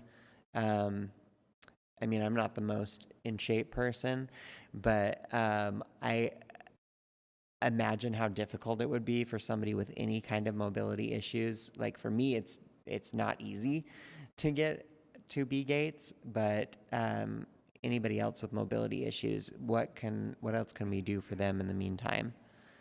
Well, I just want to reemphasize, because it is going to make a huge difference. So beginning in May of next year, 4 gates on A Concourse East are going to open, and the following November, all of them, which means if you're flying Delta, there is a 88% chance that you're just going to go left or right. Right, but what if you're flying Southwest? If you're flying Southwest, you're going to go straight ahead. You're not going to have to go halfway down the A Concourse, down the tunnel, across, and then in their case, almost all the way to the other end of the B Concourse. You're going to go straight. It is going to take, just the geometry alone is going to take a lot of the walking out of it. And I would also say, you know, it's interesting, we survey airport passengers, and we do this on our Wi-Fi. So when you log in, about every third time or so, you get asked whether you want to take a survey, and a surprising number of people do that. Now, keep in mind that the majority of people who are using the Salt Lake City International Airport aren't from here, and they're not coming here. They're connecting, and it's one of the reasons why we have all of the nonstop flights that we do. But overall, the response is huge. I would say, I mean, hugely positive. Overall, it is, it's an issue that does not rise to the extent that it does with local people. And I think that's because many people who are connecting are going to New York, they're going to Boston, Terminal A, they're going to, Schiphol Airport, they're going to, Narita Airport, which has among the longest walks you can imagine. And they're used to this. The local folks are used to this airport where you could park here, and be here in 8 minutes. And those days are pretty much gone. So I just think we will offer electric cart mobility in the central tunnel for anybody, but primarily for people who need it. But otherwise, you're going to have to get used to moving walks, and there isn't really much you can do about it for a good 5 years from today. So, Bill, I'm just going to say I also hear about this a lot, and I am interested in a longer discussion today, but sooner than 2027, about how that might, if we're going to be building this anyway, it might be worth investing in it now rather than in however many It just more physically years. Can't be done. I appreciate that. I feel like we've looked at it pretty anything long can and be hard. done Yeah. that we really make a priority. So let's and we have more Councilmember Pui has questions and Councilmember Dugan has questions. Thank you. Cindy, did you have something? Really quick, and I think there are some things that could be done very short term, because right now the vehicle that you have moving people is limited in hours, limited in space. Yeah. Not always operating because the staffing isn't there. Also, we've had people complaining that when they have made reservations for a wheelchair, there hasn't been anyone there to push the wheelchair. So those are serious things that people are calling us every day about. Yeah, and that's a different issue, which is labor. And so if you want to go push a wheelchair at the airport, you can make $15 an hour, get up to $200 a day in tips, and we don't have enough people. And now this is the airlines themselves manage the consortium that provides wheelchair service, but that is a problem that is across the airport. Concessions, it's one of the reasons why concession hours are limited. There just aren't enough people to take those jobs. And so in the old airport, wheelchair operators made $11 an hour. Now it's 15, probably going up to 17. So if you got friends, family, kids who want to go make a buck and they're 16 and they can get a badge, you can make $200 a day as a wheelchair pusher. But not everybody wants to do that, apparently. Okay. Councilmember Wharton, are we okay to move on to Councilmember Pui? Yes.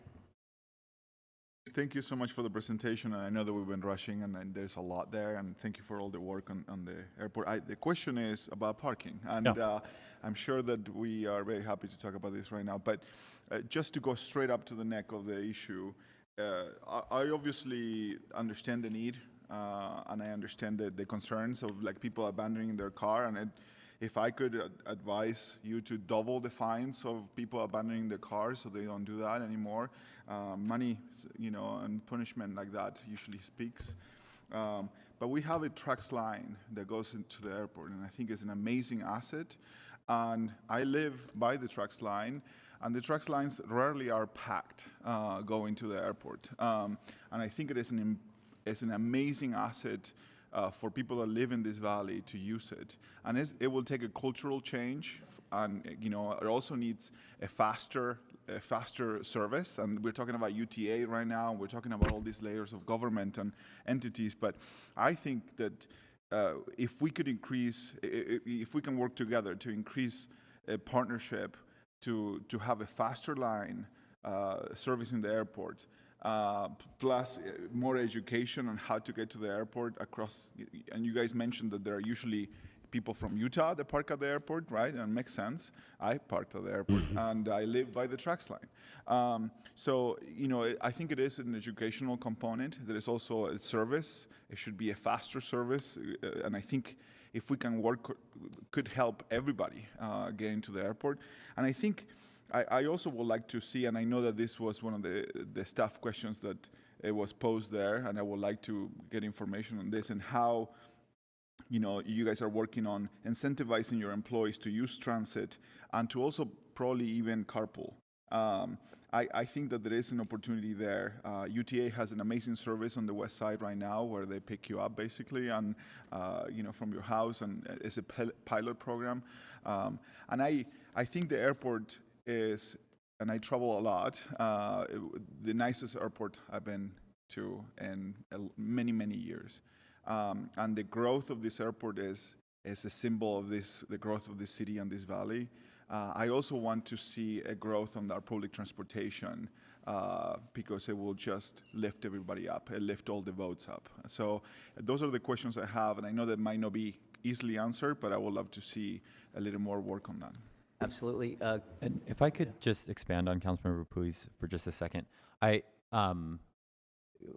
we're reviewing a master plan, which means we're reviewing a bunch of words and graphs and documents that we're going to officially adopt as future policy.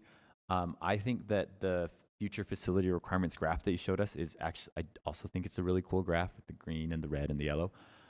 But I don't think it's right for you to put parking and rental car spaces there without any consideration of expansion of tracks. I think it should be all ground transportation is in one facility, and that includes parking. It includes Uber and Lyft drop-offs, taxi service, but of course also the expansion of tracks and the more frequent track services, because I think that is all together.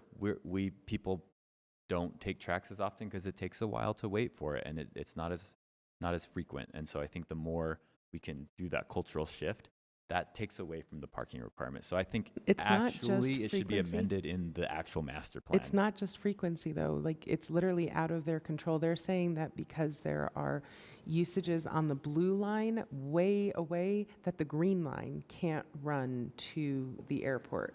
I mean, this issue goes really, really deep. And I agree with you. In my ideal world, Valley Fair Mall would create a park and pay lot like Alewife in Boston, and you'd be able to park your car there long term and take that green line any day of the week, working or traveling. But barring something like that, it's completely outside of the airport's control. And I don't know what levers there are to push.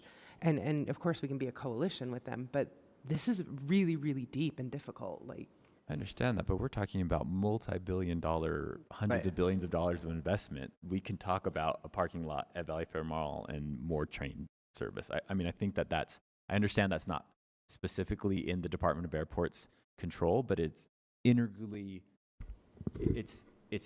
important to the function of the airport. right, and the way that our absolutely. But residents- how do we ask projections when there's a complete agency outside of their control that has shown reticence to those investments? Like, in my ideal world, yes, like, I'm all on for At that this. point, Salt Lake City invested money to expand the bus line to the west side, and that was technically out of our control, right? That's a different agency, and we were able to work with them and put our money on the table. And I'm not saying that you guys are going to solve all the problems of transportation of the valley, because that's not, up to you. But I think when we're envisioning the future of this, I want us to envision a future of transportation, and that will require a lot of work and a lot of challenges.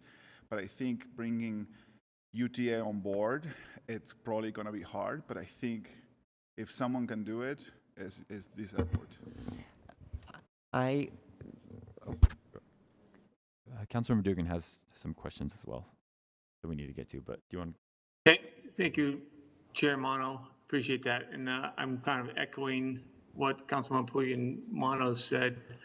I'm really reluctant of just putting a big asphalt in a golf course area without looking at expanding the tracks, expanding the UTA, expanding the surface and the runways, making it free fare so that people can get out to the airport easily. I took the tracks to get on my trip that I'm on currently right now, and it was wonderful, but it was also empty. There was only one other employee. There's one employee on the tracks with me. So we have to go there, and no problem can be solved by just one institution or one agency. It does require us to work with the UTA. It requires us to work with the state. It requires us to work with the multiple agencies to do this, because this is Salt Lake City is Utah's bread and butter as far as transportation in and out. So we have to work together. I love the growth, But unless we work together on all these things, putting an asphalt thing is not going to help us out because our growth is going to expand way beyond that. Do you make the economy parking lot 2 or 3 levels high? Maybe that's the best way to go instead of going outward. Land can be very expensive, and also the heat index and everything else. I mean, there's a myriad of problems here. But just not to have a master plan with an expansion of the tracks and expansion of the public transportation out there, and just putting in asphalt for employees isn't going to solve the problem when we triple our inputs and outputs. So it's just a quick one. I really want to expand on this discussion, and it's far greater than the time we have allotted right now. Thank you, Councilmember Mono. Before we decide how much longer we'll keep this discussion open, what is the timeline for this? This is a briefing. When do we actually vote on this, and like how much time do we have to? Where do we go from here after today? At this point, as staff understands it, Mr. Chair, it's your discretion in terms of when you would adopt it. It's ready for us to adopt theoretically, or do we have to have a 30-day public notice period, or how does that work with this one? I think it's just a couple of weeks that you would have as a standard on master plans. So, and this one is a little bit different because it didn't go through the Planning Commission, but it does fall into one of the major master plans that you would process. Bill, is there a deadline for your purposes that you need it adopted by? Well, eventually. But no, it's not. I would not call it urgent, but it's important because obviously this is the sort of the path forward as we contemplate just the whole range of investments. But I also think you should take the time that you feel you need. And, I'm hearing you on this transportation to and from the airport question. So we'd love to be able to work more with you on that and identify some opportunities. Okay, well, I think it's fair to say that there's several council members that would like to see that more directly addressed in the master plan before we finally adopt it, and maybe we have a little bit of time to work on that. Is there anyone else has comments? I actually feel like I could benefit from small group. I'm on the airport board, and very little of this is new for me. But the conversation with us and our unique priorities, I told them that I was the softest touch on parking. They knew this was coming for them. So, I honestly think there's so much here. We haven't even talked about the concessions and all these other things, and it's layers and layers and layers. I want a quick adoption too, but like we talked about in the email, this is a chance for a generational influence. I don't want to waste that. Document, yeah. Absolutely. If it's all right with the rest of the council, maybe we end the discussion today and schedule this for another work session with the chair's approval, and we can continue these discussions again later. Is that all right with everyone? Okay. Thank you. Thank you, Bill and Brady and Sam. We are 45 minutes behind in our schedule. Do we need a break? Is that what I'm hearing over here? Do you want to take a 5-minute break? Come back at 3:20, and then 5:20, yes. And then we will move into geo, sales tax bond, and capital improvement programs.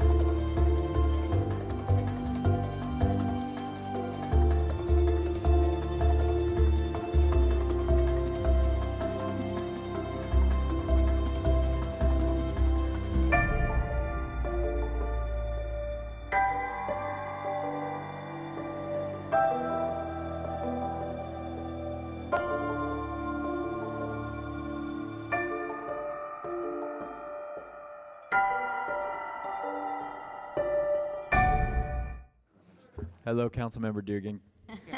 We're going to get started. We are on item number 3. This is a combined agenda item for the general obligation bond and the sales tax revenue bond. This is something we've had multiple public meetings, and I know that we've all had a lot of conversations with Kristen and Kat and their team, as well as with each other.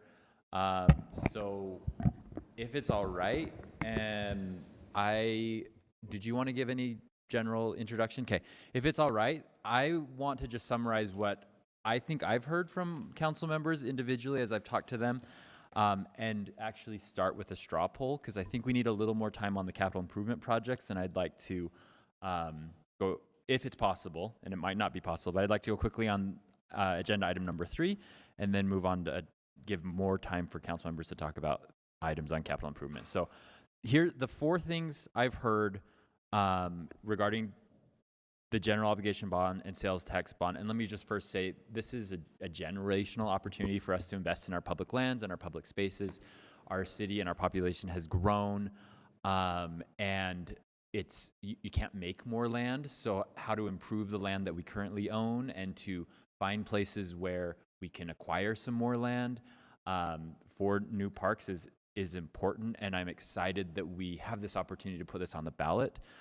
For the public, there's 2 bonds. One is the GEO bond, and the other is a sales tax bond. The GEO bond is the one that, dependent on what we vote next week, you'll see on your November ballot. And so, but I want to kind of combine those 2. The 4 things that I've heard is, first, on the general obligation bond would be adding a new project to the GEO bond, which is $5 million for improvements to Fairmont Park, which would support the Boys and Girls Club and repairing and replacing the tennis courts. Does that capture Councilmember Fowler?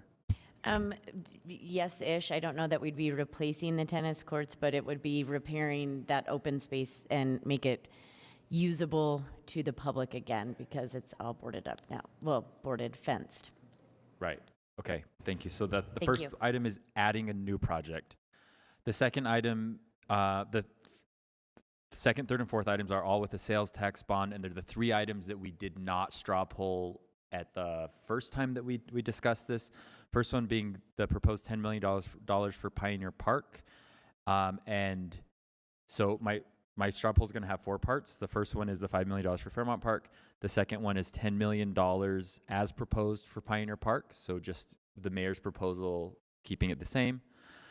And then there's desire to do more than just the bare minimum on Fisher Mansion and Warm Springs. So my third straw poll, or third piece of the straw poll, will be to increase the funding for Warm Springs from $6 million to $8 million, just to give a little bit more room in there to actually get that project moving, and then increase the funding for Fisher Mansion from 1.8 to 3 million, so that we're not just scraping by, but we're actually able to make those things. So that's my straw poll. Four items: Fairmont Park, Fisher Mansion, Warm Springs, and Pioneer Park.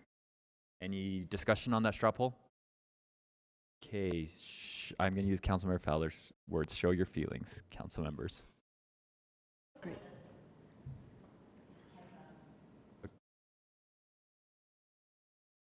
Well, that counts as a one. We're rounding here. Well, can we have discussion on the straw poll? Yeah, we before can have vote? discussion if you'd like. Okay. Yeah, I've talked with Councilmember Fowler about this, and I definitely support the concept. And so I'm ready to support, to show my feelings as positive. I just want to make sure that before the bonds actually issue, I would like it if staff could draft language that is broad enough that encapsulates that whatever program does or doesn't happen there, that we could use that money still as improvements to that park, or that piece of land, that area. That makes sense. And so I would like the language to, I hope we get more details and all of that. I hope we have multiple great options to choose from. But in the event that we don't get what would be the ideal for that space, I still want to be able to use that money in a way that would improve that area. So I would ask for more information on the details before we actually issue the bonds, and then I would ask staff to come up with language that is broad enough that could accommodate several contingencies for that area, but that would keep the improvements for that area, if that makes sense. Jennifer, procedurally, next week we're going to vote on whether we put this on the ballot. Then in November, the residents are going to say whether they approve it or not. But then we still have to vote to issue the actual bonds. And so if there's information between now and that vote, which happens next year sometime, that we find out there's different things, how much room is there to change, to do what Councilmember Wharton said, and change it from this to something similar, but not exactly this? So I think it's helpful to know that flexibility is desired up front, because we'll work with bond counsel to make sure that the language that goes to voters is intentionally broad, so that the bonds can either be issued for some kind of partnership or program or general improvements to Fairmont Park, is kind of what I'm hearing. So the language in the bond itself that you'll vote on next week will probably be quite broad, knowing that you will have to get any information before you issue the bonds as the next step. I think that's really smart. So, just Jennifer, just to clarify, what the council votes on next week will be the actual language that will go on the ballot? That's my understanding. Yeah. Oh, wow. Cindy Lou is nodding yes. That's a good sign. So essentially, the language that's in the resolution is what we propose to Lieutenant Governors for the ballot. And this is the GEO bond. Remember, Pioneer, Warm Springs, and Fisher Mansion are part of the sales tax bond, which is not on the ballot. That's correct. Correct. Councilmember Valdemoros? Yeah, I just wanted to say I appreciate all the council members' support, if there's support for Pioneer Park, as I discussed earlier. I also appreciate that, this is asking taxpayers for to make a vote on the GEO bond. Also that, in times of a little bit of uncertainty, inflation and economic forecast and weather, that there's a little bit of uncertainty, but we also know that constituents do care and do want the city to invest in public spaces. And I think this is the right time and to do it.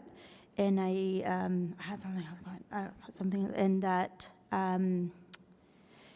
with what we're going to vote on, if we all vote on it and it passes, I also want to tell taxpayers that this is not just an investment that they are doing, but we're also really working on our programs or processes to do the Friends of Parks or a Friend of Pioneer Park or Friends of Allen Park. Like, we are making the processes for donations and for other private investment groups, or maybe that's not the right word, but private money out there that we know exist, that we know people want to also help the city with maintenance costs and programming costs, and it has been difficult in the past to do it, but now this is a way of saying to all of those people interested that we're ready to invest as long as they also invest, and it's not just on the one, on the taxpayers only burden. So I'm excited for this, and hopefully we are closer and closer to getting this program together so that anybody who wants to form a Friends of a Park is able to do that and then invest in our parks and public lands. Thank you, Councilmember Thank you. Chloe? Yeah, Mr. Chair, so I guess this is a thing that I wanted to mention. I think maybe you just said this too, and it was my fault that my brain just jumped away. But it took significant conversations to get where we are right now. And on Pioneer Park, just the plan of the city is basically $28 million. $10 million will be just a small part of this investment. And I would like to suggest a friendly amendment to your motion to request the administration to issue an RFP on the remaining or some part of it. And I don't know if that's a way of doing it, but an RFP I would like to leverage the community. Private investment? Is that a thing? Yes, to request the community some money. So I don't know if it's a private-public partnership or whatever it is in this park, but I struggle with the amount of money we need for that park and only $10 million that we put on, right? And I wanted to see if we can actually leverage some community investment in there too. I don't know if there is a way of including this in the language, and I will listen to your advice now. I don't know if there's a path to do it through an RFP. The administration, I think, is aware of at least one group that would like to participate. They could work with that group to make a contract and start to move in that direction.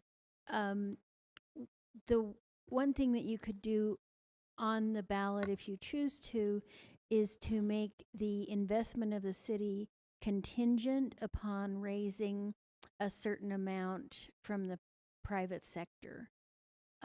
That is a little bit tricky to verify the pledges and things like that, and we've run across some problems with that before, but that's a tool that I'm aware of, and the administration may be aware of other tools, or Jennifer may, but just clarifying that the Pioneer Park bond is in the sales tax bond, and I think that because it's in the sales tax bond there, and Mary Beth is online, and so maybe she can jump in, there are efficiencies to issuing it at the same time.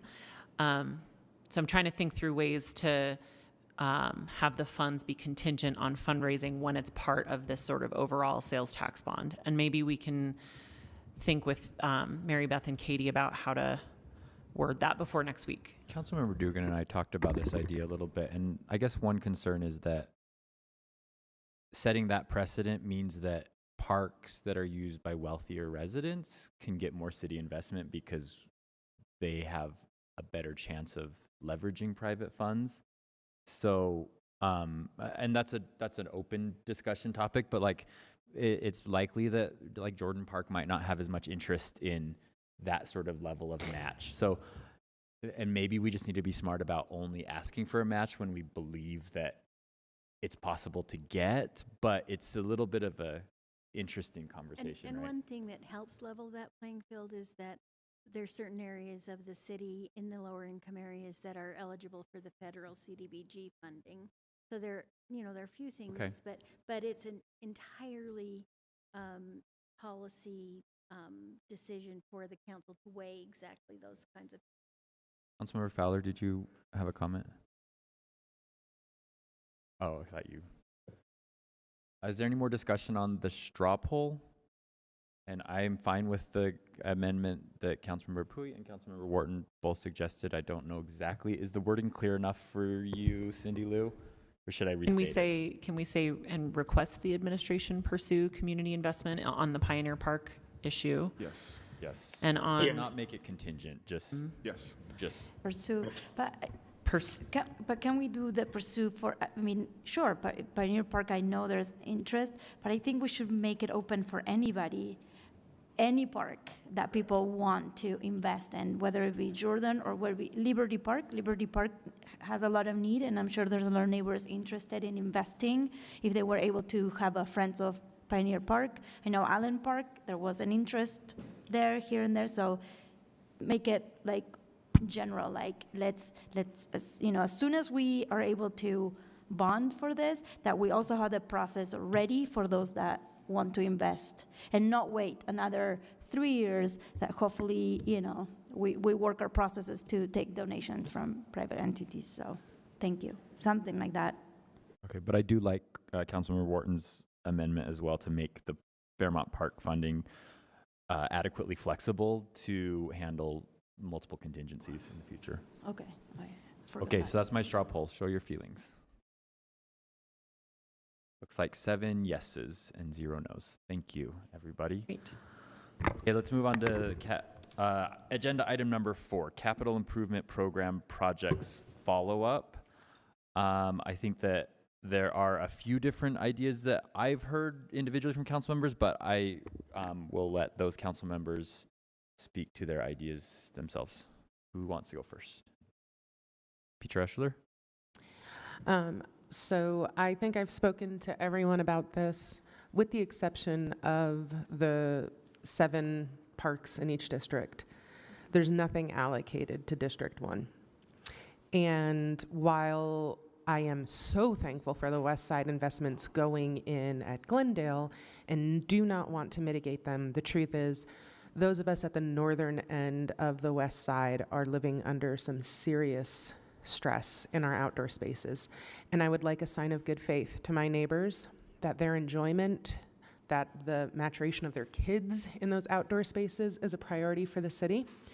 So I'm asking for the one field at Riverside Park that we kind of consider like our center stage. It's the one where the announcer's booth is, it's the one where the concession stand is, where the electric scoreboard is, where we do our kickoffs and our closing ceremonies, that field get stadium lighting so that the kids and the coaches can use it longer into the season, and we can give them a little sign that, their enjoyment of that space is important to us. I am asking for it from previously unallocated park impact fees. Did I say that correctly? I practiced. So I'm not asking for it to come from any other programs. I've consulted with the mayor on this, and she actually indicated that she would prefer for it to be from this pool as well. So I think I've covered all my bases. I've consulted with parks. But this is just a sign of good faith to District 1 that while the southern end is getting some well worth it investment, their enjoyment of that space is important, and the kids being able to do what they do is important. Do you have a dollar number? $250,000 for the one field is what we're ballparking. 300. See, that's why I look at the professionals. Sorry, 300,000 for one field. And that'll come from unallocated parks impact fees, so it's an increase to the overall CIP Correct. number, not taking away from any other Correct. project. Any discussion on that straw poll? Okay, show your feelings. Looks like 7 yeses on that one as well. Everyone? Anyone else have CIP items they want to discuss? I would like to discuss one, Go ahead. Mr. Chair. I would like to discuss the 1000 West, 10th West Fair Park Traffic Circle. It made it very high up in the suggestion from the board, from the CIP board. It didn't make it all the way through. It is budgeted right now to $569,000. It isn't something that my request from this is that we allocate the study, which is basically $81,000 and 12, 81,000 and 12.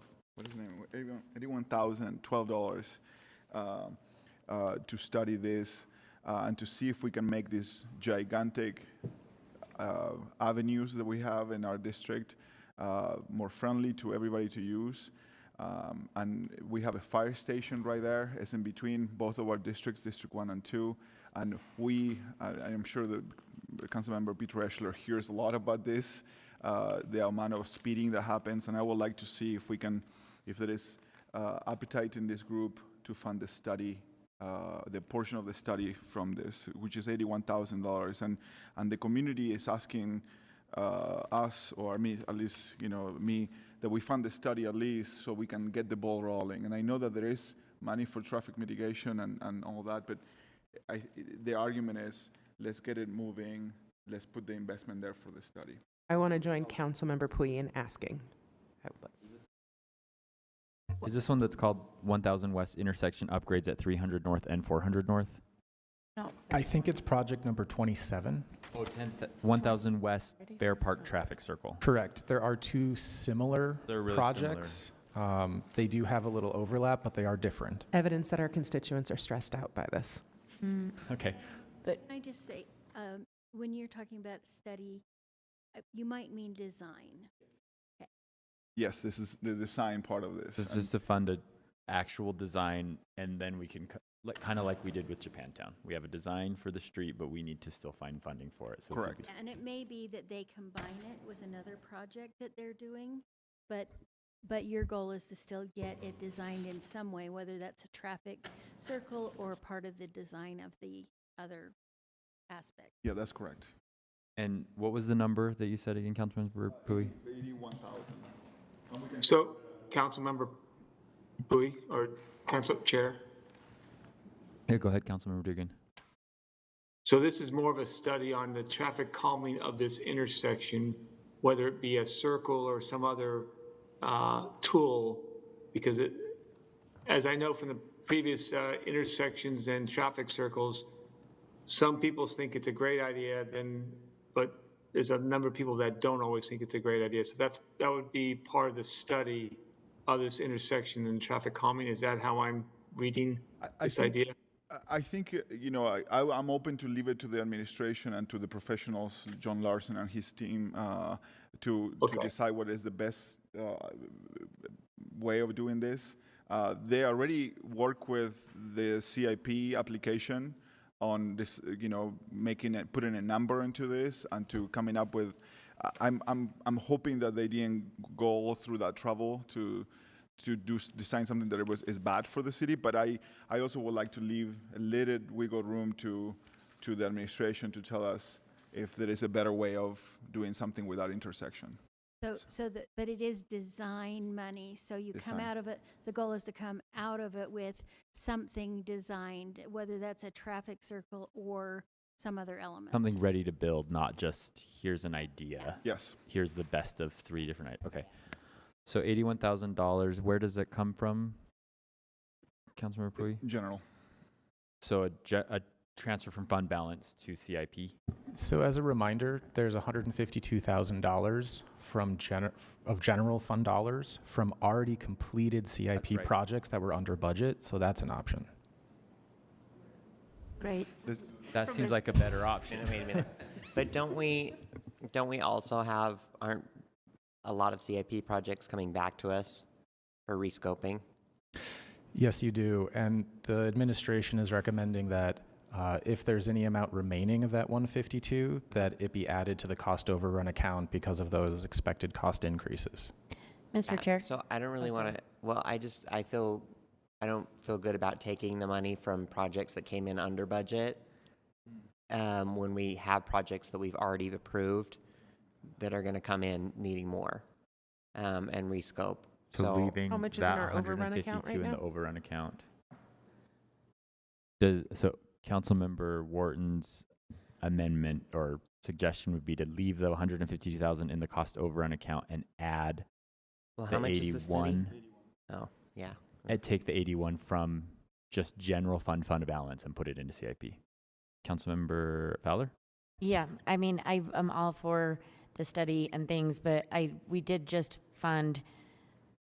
added a bunch of money into our general budget for traffic calming measures. And so it feels like we're just like almost in some ways potentially reinventing all of the wheels that we don't know we need to invent yet, because we added like $2 million and then some to traffic calming throughout the city. And so I feel like I want to see what that plan looks like before just throwing more money at something that then would come back. I don't know. I support this. I support you, but feels a little like in some ways could be redundant. And then we're stuck with this money, or then it comes back in 3 years, or then we need more of it. I'm not sure. So that's my concern with that, is that we really did just make a priority for traffic calming throughout this city. And the other thing, to Chris's point, Councilmember Warren's point, we have projects that were funded in 2020 that are coming back to us, and everything is going up. So my suggestion would be to put as much as possible into our overrun account and make sure that those things that we've already funded actually get done, because I know that this is important, but so are every project that we've funded over the last 3 years that haven't gotten done. Traffic calming projects specifically, or? I have 3 in mind right now, yes. Which is actually my contention for why putting this here, at least in the design phase, because that $2 million, I know that in District 1 and 2, we could spend that 4 times over.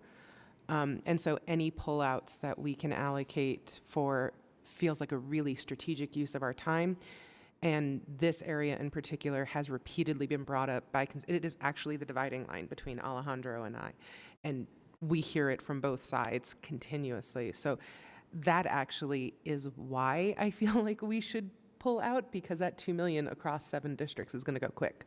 Yeah, and I wanted to add, Mr. Chair, that what is being said here is 100% true. None of the things are wrong. I mean, we have this, inflation and all of this like backup thing, but $2 million, it really isn't enough to make a dent in all the street works that we need to do. And I think 81,000 will kick in this project, and then we have a decision to make in the next year or the year after that to fully fund it. So I think it will be a symbol to this neighborhood that we are investing on this project. Well, can I ask, Ben, so there's 2 separate funds that we referenced. The first is the cost savings on things that either returned to us, came under budget, didn't happen, whatever. And then you said there's a secondary fund that is for cost overruns. We know there's 150 in what's come back to us. What's in the cost overrun fund? The cost overrun account, so it currently has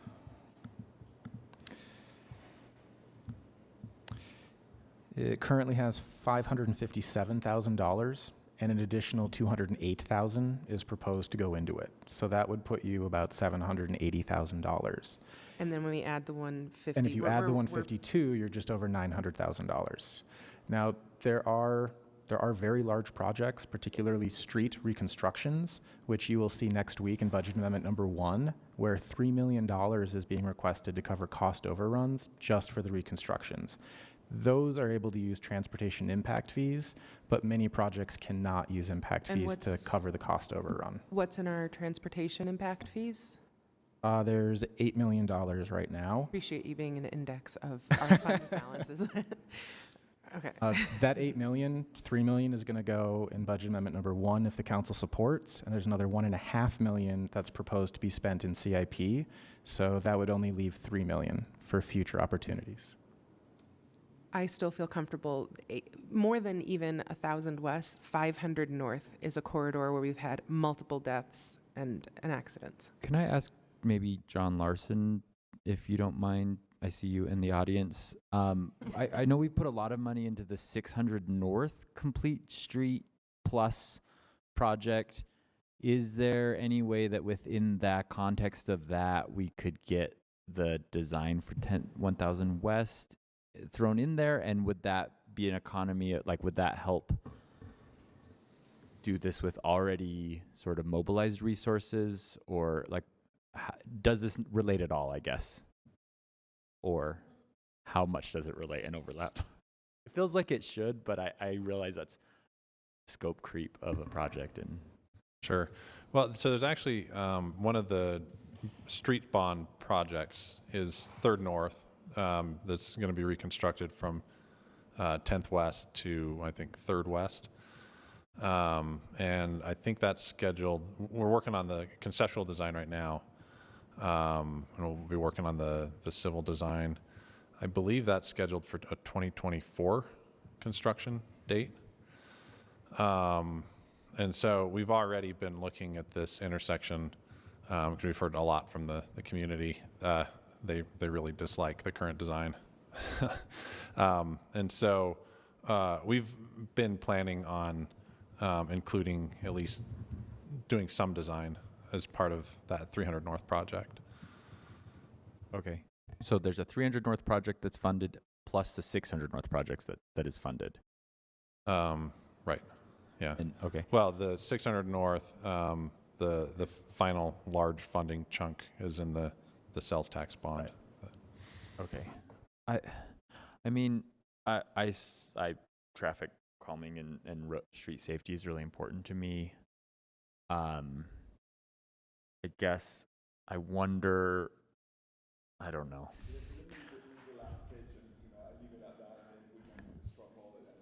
Okay. I also want to just say that, this is, a significant smaller investment. It was $507,000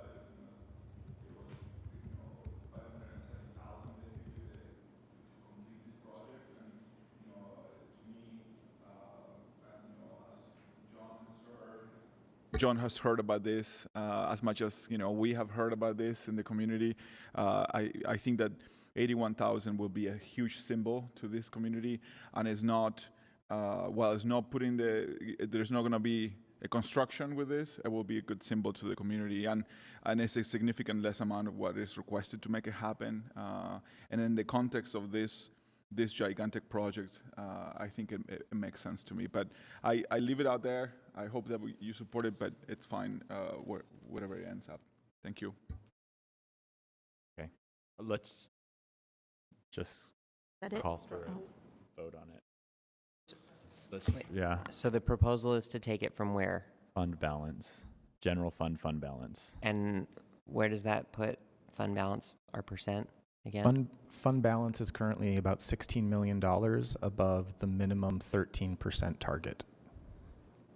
Of the At the budget, we were like at 16.5. At the budget, we were 16.5%. All right. Hold on. Sure. Okay.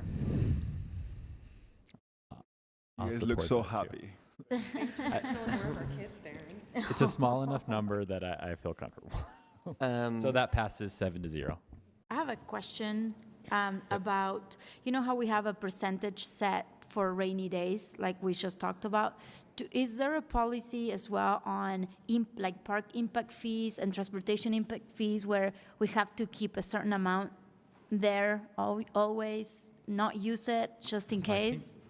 That's probably the opposite for impact fees, right? We want to use it because Want to use, okay. we have a deadline. Have to, and we have a deadline. Yeah, there's a 6-year clock. Once we receive an impact fee dollar, we have 6 years to encumber it or spend it. Okay.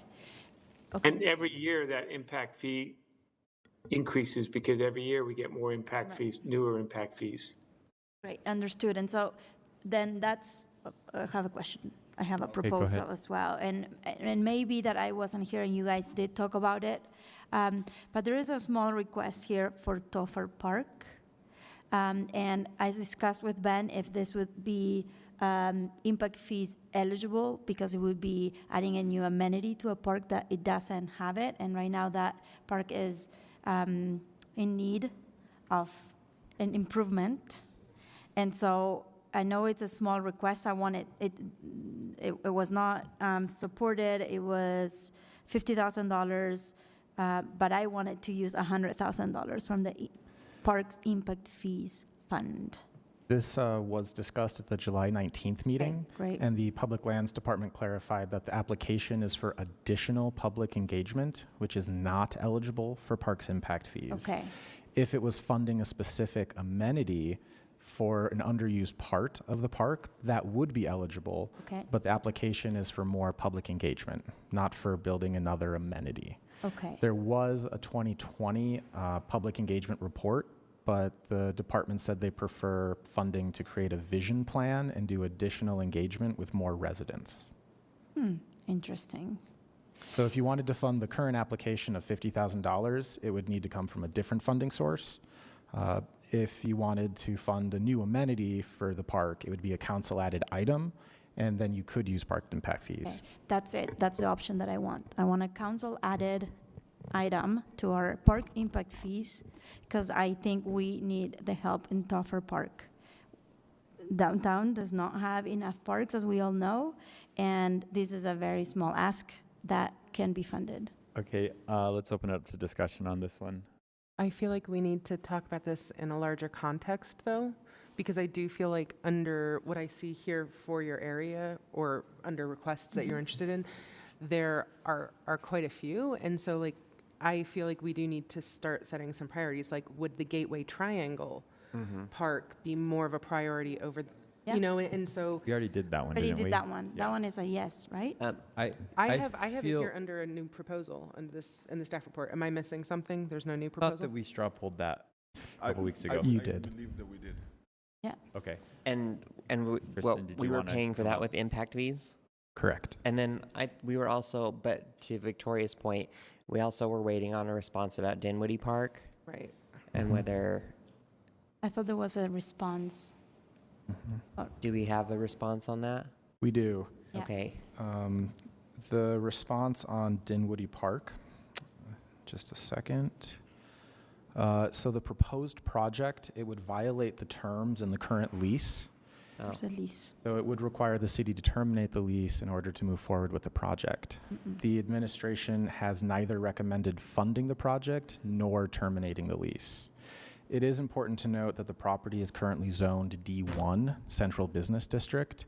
So turning it into a public park and rezoning it to public lands could have impacts under state law related to consumption of alcoholic beverages, which would impact some adjacent businesses. The park is also currently open to the public from 10 a.m. to 6:30 p.m. 7 days a week. Okay, wait, so it's not a park? It is not zoned as a park currently. Okay. And we do that so that Drink whatever alcohol in it. business is in that adjacent spot can serve alcohol there? And I think more than one business would be impacted.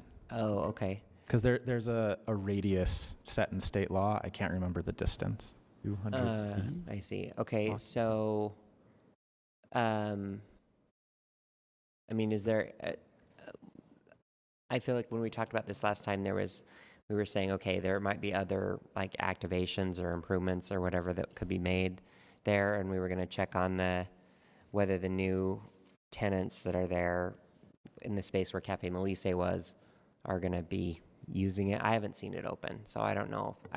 As far as I know, it's not open. Can somebody from Parks like tell us, or from wherever? Usually by the time we find out it is leased out for a specific purpose, there's not much more we can do. I ate there last weekend. Oh. And consumed wine on the patio. It was lovely.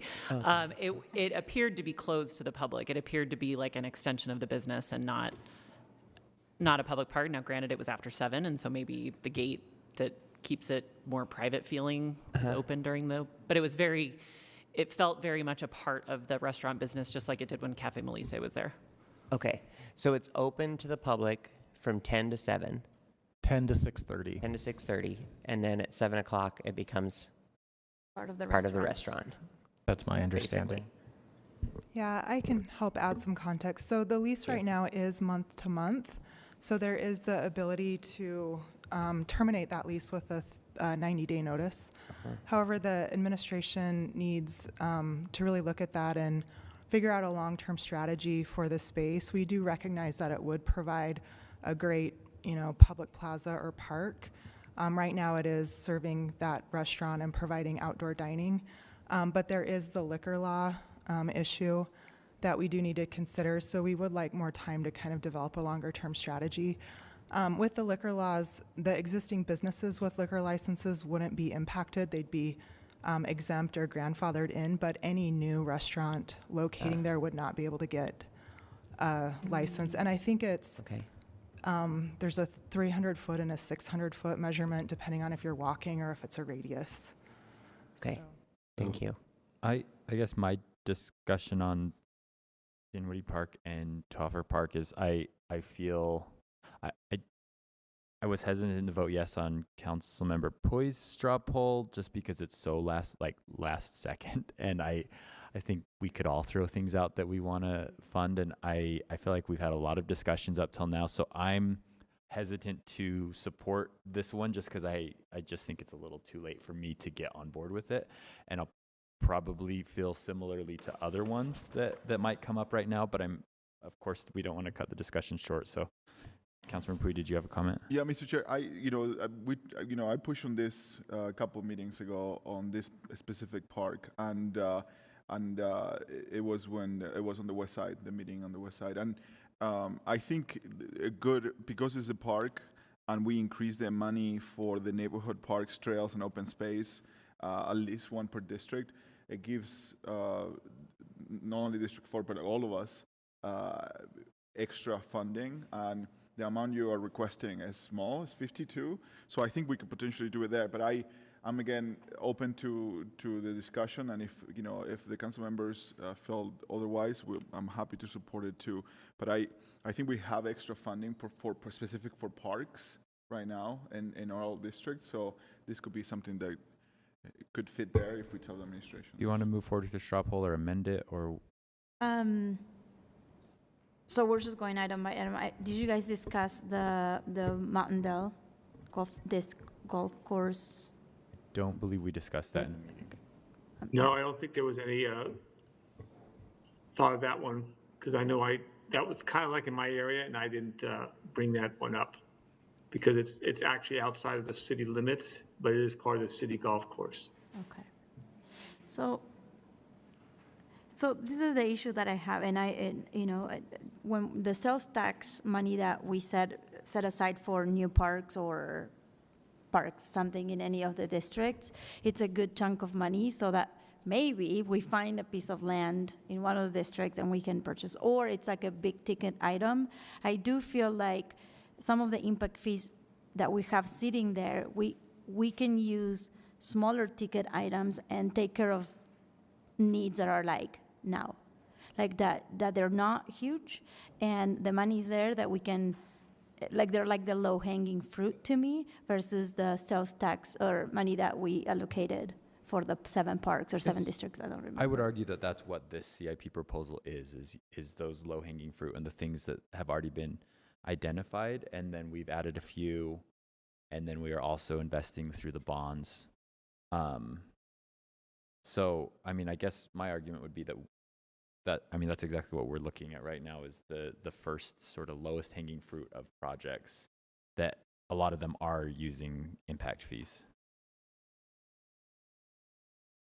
I understand, like, what I'm trying to say is that, or maybe I don't understand what you're trying to say, because to me this is the big ticket items plus what was approved, but there's still money out there available to do work that needs to be done that are smaller ticket items that are not covered with the big ticket items that we have in the sales tax or geo bond or CIP. I don't know if that makes sense. Like, So know. do you want to straw poll Toffer Park first or Toffer Park and what was the other one? The Mountain Dale Disc Golf Course. Disc Golf Course. Do you want to straw poll them together? Sure. Or any? Yeah. Sorry, Hello. north end of the dais was. We were working on something else. Okay, so before we straw poll, the other question is then, conversely, when do we talk about park impact fees usage that might not fall within, our yearly thing? When there are things that can happen that we are aware of as council members, that there's a lot of public interest, and we have to, it would be nice to use them sooner than later. Like, I just feel like every year we just have the money sitting and we just do certain things and we don't fund anything else because it wasn't here, so then it sits again and another year passes, and so that's where I'm coming from. I would like to use this money sooner than later for things that are easy to accomplish by our Parks Department, by us, by everybody. That's my question to Ben, maybe. Are we at risk of losing park impact fees right now? Well, when's the next time we lose some? The next refund date for parks impact fees is over 2 years out. I know there's been some work preparing an update to the parks section of the impact fee plan, but I don't have a timeline on when that would be ready to come to the council. The current balance of unallocated parks impact fees is just over $15 million. Based on the council's straw polls and the mayor's recommendations in CIP before you now, you'd be spending about $3 million. So that would still leave a remainder of $12 million of unallocated parks impact fees. Mr. Chair, and maybe Jen can help answer this as well. I have two quick questions. One is, because I always forget, does it have to be spent or allocated? It has to be encumbered under a contract or spent. Okay. And then number two is, with impact fees, technically, couldn't we spend them whenever we wanted, I guess, in a way? You could encumber them. Similarly to the impact fees that have been sitting for a couple years for Pioneer Park, I think that once you encumber them, it kind of takes the time pressure off, the time clock off. The context that I was going to provide on that $13 million figure is that there are quite a few projects in the bond, in the GEO bond, where I think everyone acknowledges that the amount in the GEO bond is not enough to achieve the full project, and impact fees would be the backfill, specifically Glendale Park, because that truly is a fully new park that would be 100% eligible for impact fees. So you could spend that $13 million on Glendale Park tomorrow if you had the plans kind of developed. But that was just context. Or I don't know that there's a lack of opportunity to spend that money, I guess is what I'm trying to say. I don't know. Okay, yeah, procedurally, do you want to call your straw poll, Councilmember Valdemoros? Sure, And I'll call what it. is it for? So straw poll is that we do fund Toffer Park for an amenity for $100,000 out of the impact fees, park impact fees, and also the $500,000 request for a disc golf course at Mountain Dale Golf Course. Is that right? Any questions about the straw poll?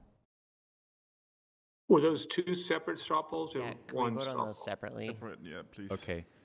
Do you mind, Sure. Councilmember Valdemoros, if we So call we'll- them separate? okay. So let's do the Toffer Park first. Okay. $100,000. For Toffer Park for a new From park amenity out impact of park fees. impact fees, out of the $13 million that are sitting there. So that Okay. means we have 12 million left in parks impact, $1,900,000. right? Okay. It looks like Kristen Riker would like to make a comment on something. this. Why don't we do that, Director? I think my 300,000 came out of there, so it's 12.6. Oh, there you What? go. Now we My have 300,000 came out of there too, so it's 12.6, not 12.9. Okay. Hi, thank you for having me. I just wanted to clarify on the impact fee eligibility of what you're proposing. I do have concerns about the eligibility of that, and the concern is that when you use impact fees, you have to add service. So if we are putting something new into Toffer Park, that would be eligible. But my concern is if you're taking something out, you're removing a service, and then what you add doesn't add any more service. And since it's such a postage stamp park, it'll be really hard to take what we already have and add something else there that's new service. And so I'm concerned about that piece of this, that we will be able to use impact fees to put something new in there. Kristen, we can use the $9.5 million in the GEO bond for neighborhood parks, though, because that's not Absolutely. under those same restrictions. Absolutely. Okay. Okay. Well, let's vote Okay, on the then. straw poll. Okay, so I remove my you straw remove poll. the straw I remove poll, the straw okay. poll then. Do you There want to go. vote on the disc golf course? Yeah, sure, let's vote on that. So 500,000 for the disc golf course at Mountain Dell. Okay, let's show your feelings on that. Right. Okay, Sorry, 6-1. Rose Park disc golfers. I tried, thanks. And it fails. Okay. Any other straw polls or discussion items on CIP? We almost caught up, but now we're 11 minutes behind. All right, if that's all right, then let's move on to agenda item number 5, which is an ordinance. Mr. Chair. Oh, yeah. The council discussed but didn't take a straw poll to add the 152,000 from CIP projects that finished under budget, adding that to the cost overrun account. I would like to propose propose that. Councilmember Pui proposes that the 152,000 of cost overrun whatever you just said. Is that clear enough for Cindy Lou? Okay. Okay. Councilmember Valdemoros, are you okay with? Sorry, I missed that. It's moving the 152 of excess from old projects into the cost overrun account for future projects. Okay. That is Ben, is there unanimous. anything else that we forgot? That is it, Mr. Chair. Okay, thank you. All right, moving on to agenda item number 5. This is an ordinance for an economic development revolving loan fund for Chip Cookies, LLC. And we have Jennifer Bruno from the council office, Roberta Reichelt, and Peter Mikowski from business development. Economic development. Thank you, Mr. Chair. I'll just do a quick overview and then turn it over to economic development staff. This is the sort of new process, or I should say the interim process for approving economic development loan funds, where the Economic Development Loan Fund Committee makes a recommendation to the council to whether to approve loans from the Economic Development Loan Fund. Based on various criteria, the committee has recommended that the council approve a $350,000 loan at 7.25% interest over 7 years to Chip Cookies LLC, which is a currently operating business at 4752 West California Avenue, to facilitate their expansion. So with that, I'll turn it over to economic development staff. Thank you very much.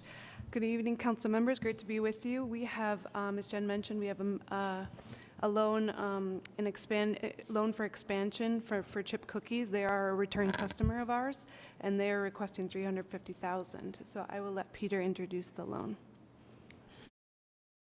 Thanks, Roberta. So you may be familiar with Chip Cookies. They have current locations here in Salt Lake City in the Maven neighborhood on 900 South and about 200 East. A store on 2100 South and 7th East, and their manufacturing and production facility that we'll be speaking about today on California Avenue and around 4700 West. The loan amount is for $350,000 for equipment and costs associated with expanding in their current space.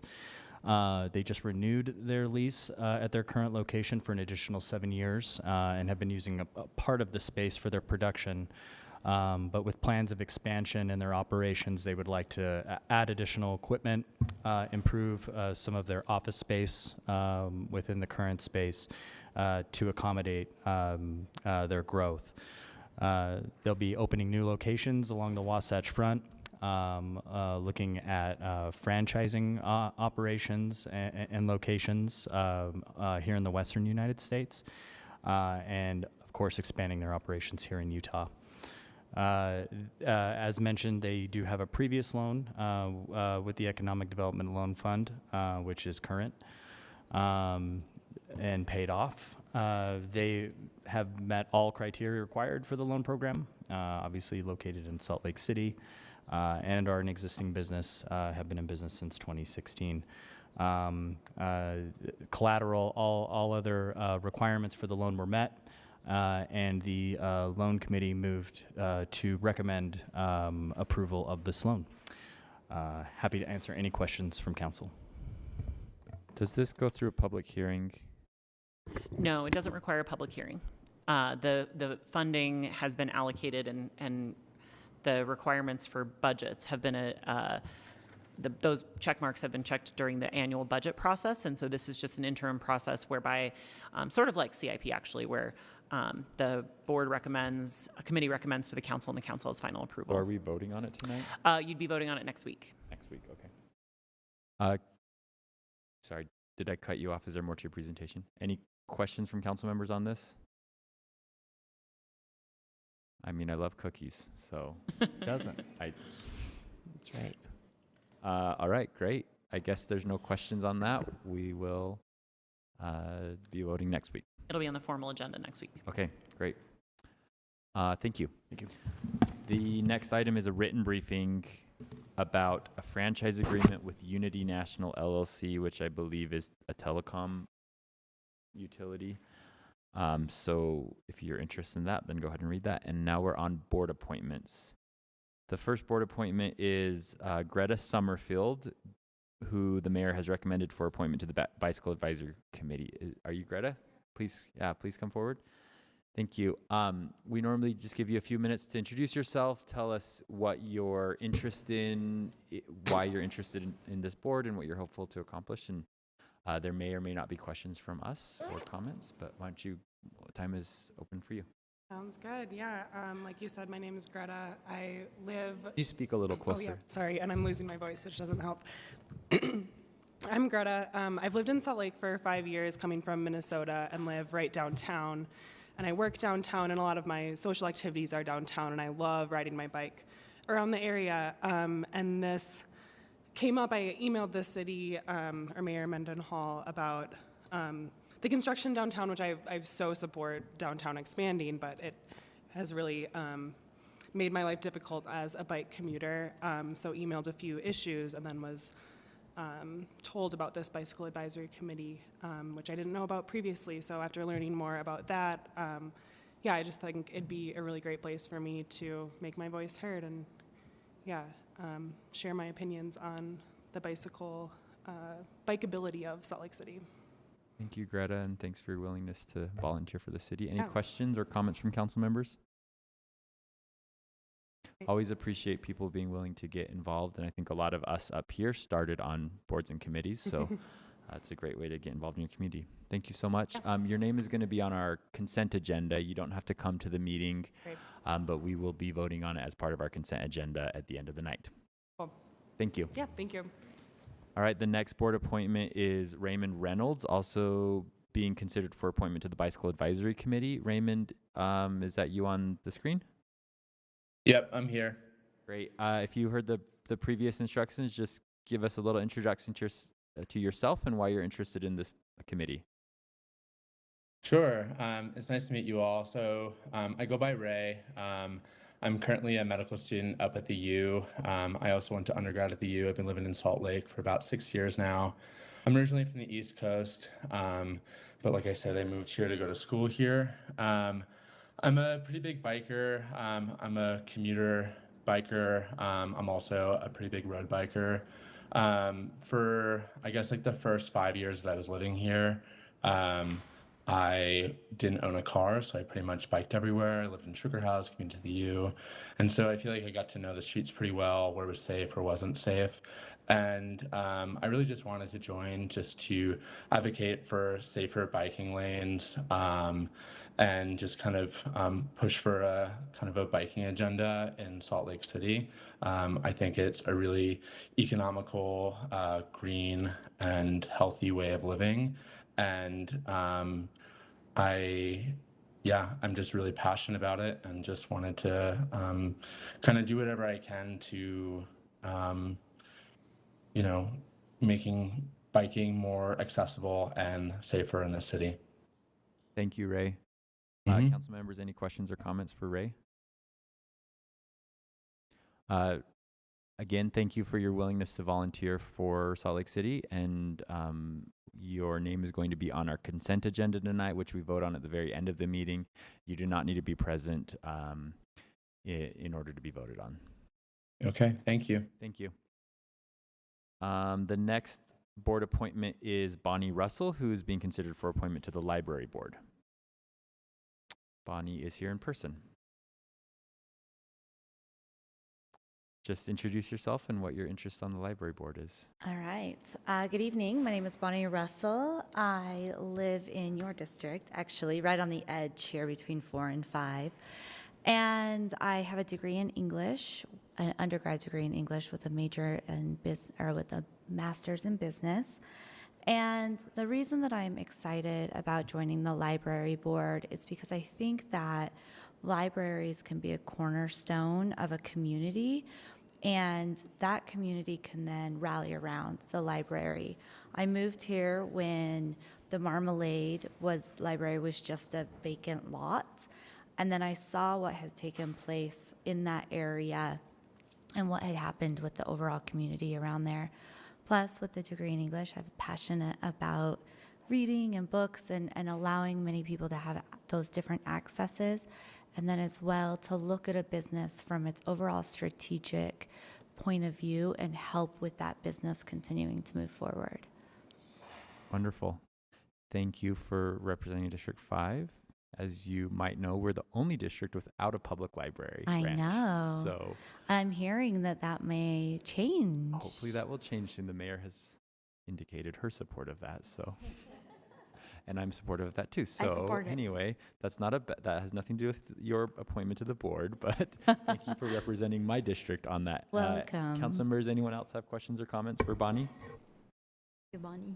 Thank you. As I mentioned to the other appointees, your name will be on our consent agenda at the end of the formal meeting, but you do not need to be present for that. All right, fantastic. And then what takes place? Will I know? So your term, assuming that we vote on the consent agenda, which I don't think we ever have not, your term will begin, I think, immediately and end on June 30th, 2025. Perfect. Thank you. Questions? Thank you. And our final board appointment is Jen Lopez, who is being considered for appointment to the Art Design Board. Jen, are you, is that you on the screen? Hello, Jen. That is me on the screen, yes. Did you hear all the instructions? I did, absolutely. It's weird because it doesn't show me on my own screen, but that's fine. Howdy. I am interested in being part of the Art and Design Board. I was recruited by Councilman Foy and Councilman Victoria Petro-Eschler. I know y'all by your first names, sorry. I have been a Glendale resident since 2008. I've been pretty deeply involved with various aspects of community and creative placemaking, including community council, and founding an organization that works exclusively with waste-based creative arts, trying to build greater access to art education across the city and across the state. And I'm pretty excited about the opportunity to be able to be part of this board and to be able to make a difference for my neighborhood, for my community, to be able to draw in more arts, but also to make sure that the folks in my neighborhood are getting the opportunities to be part of the arts in a broader sense. Thank you, Jen. Council members, any questions or comments for Jen? Mr. Chair, I would like to say that, Jen is incredibly well known not only in District 2, but across many cities for her work, with Clever Octopus, and it will be an amazing asset to this city to have her voice at the table. Thank you. Cool. Thank you. Thank you, Jen. Your name's going to be on our consent agenda, and you will be voted on tonight. But you do not Cool. need to attend. Thank you all so much. Thank you. Have a good evening. I am going to take a point of personal privilege just very quickly and to say thank you to all the board appointees. One thing that's been going through my mind a lot recently is how well we're utilizing these boards and commissions. And so I'm just going to voice my thoughts into the world with no specific ask that there have been a lot of people recently that have been appointed to the Bicycle Advisory Committee, and I'm interested in why that might be. I'm worried that it's because the people that have been serving on that don't feel like their service is useful. And when someone wants to, and I don't know if that's true or not, I'm just totally complete guess, but it's seems like multiple Bicycle Advisory Committee board members every couple months. And I just want to make sure that both to the administration and the staff members who manage the boards, I am interested in hearing from you about how effective that is and how we might be able to empower those board members more. But also anyone that is serving on a board in the community for Salt Lake City, feel free to reach out to I'll just say for me, feel free to reach out to me directly and let me know how your experience is on the boards, because you're all very talented professionals that are volunteering your time. I want to make sure that is as productive and useful as possible. So if you have any thoughts about how we could better utilize your professional resources, please let me know.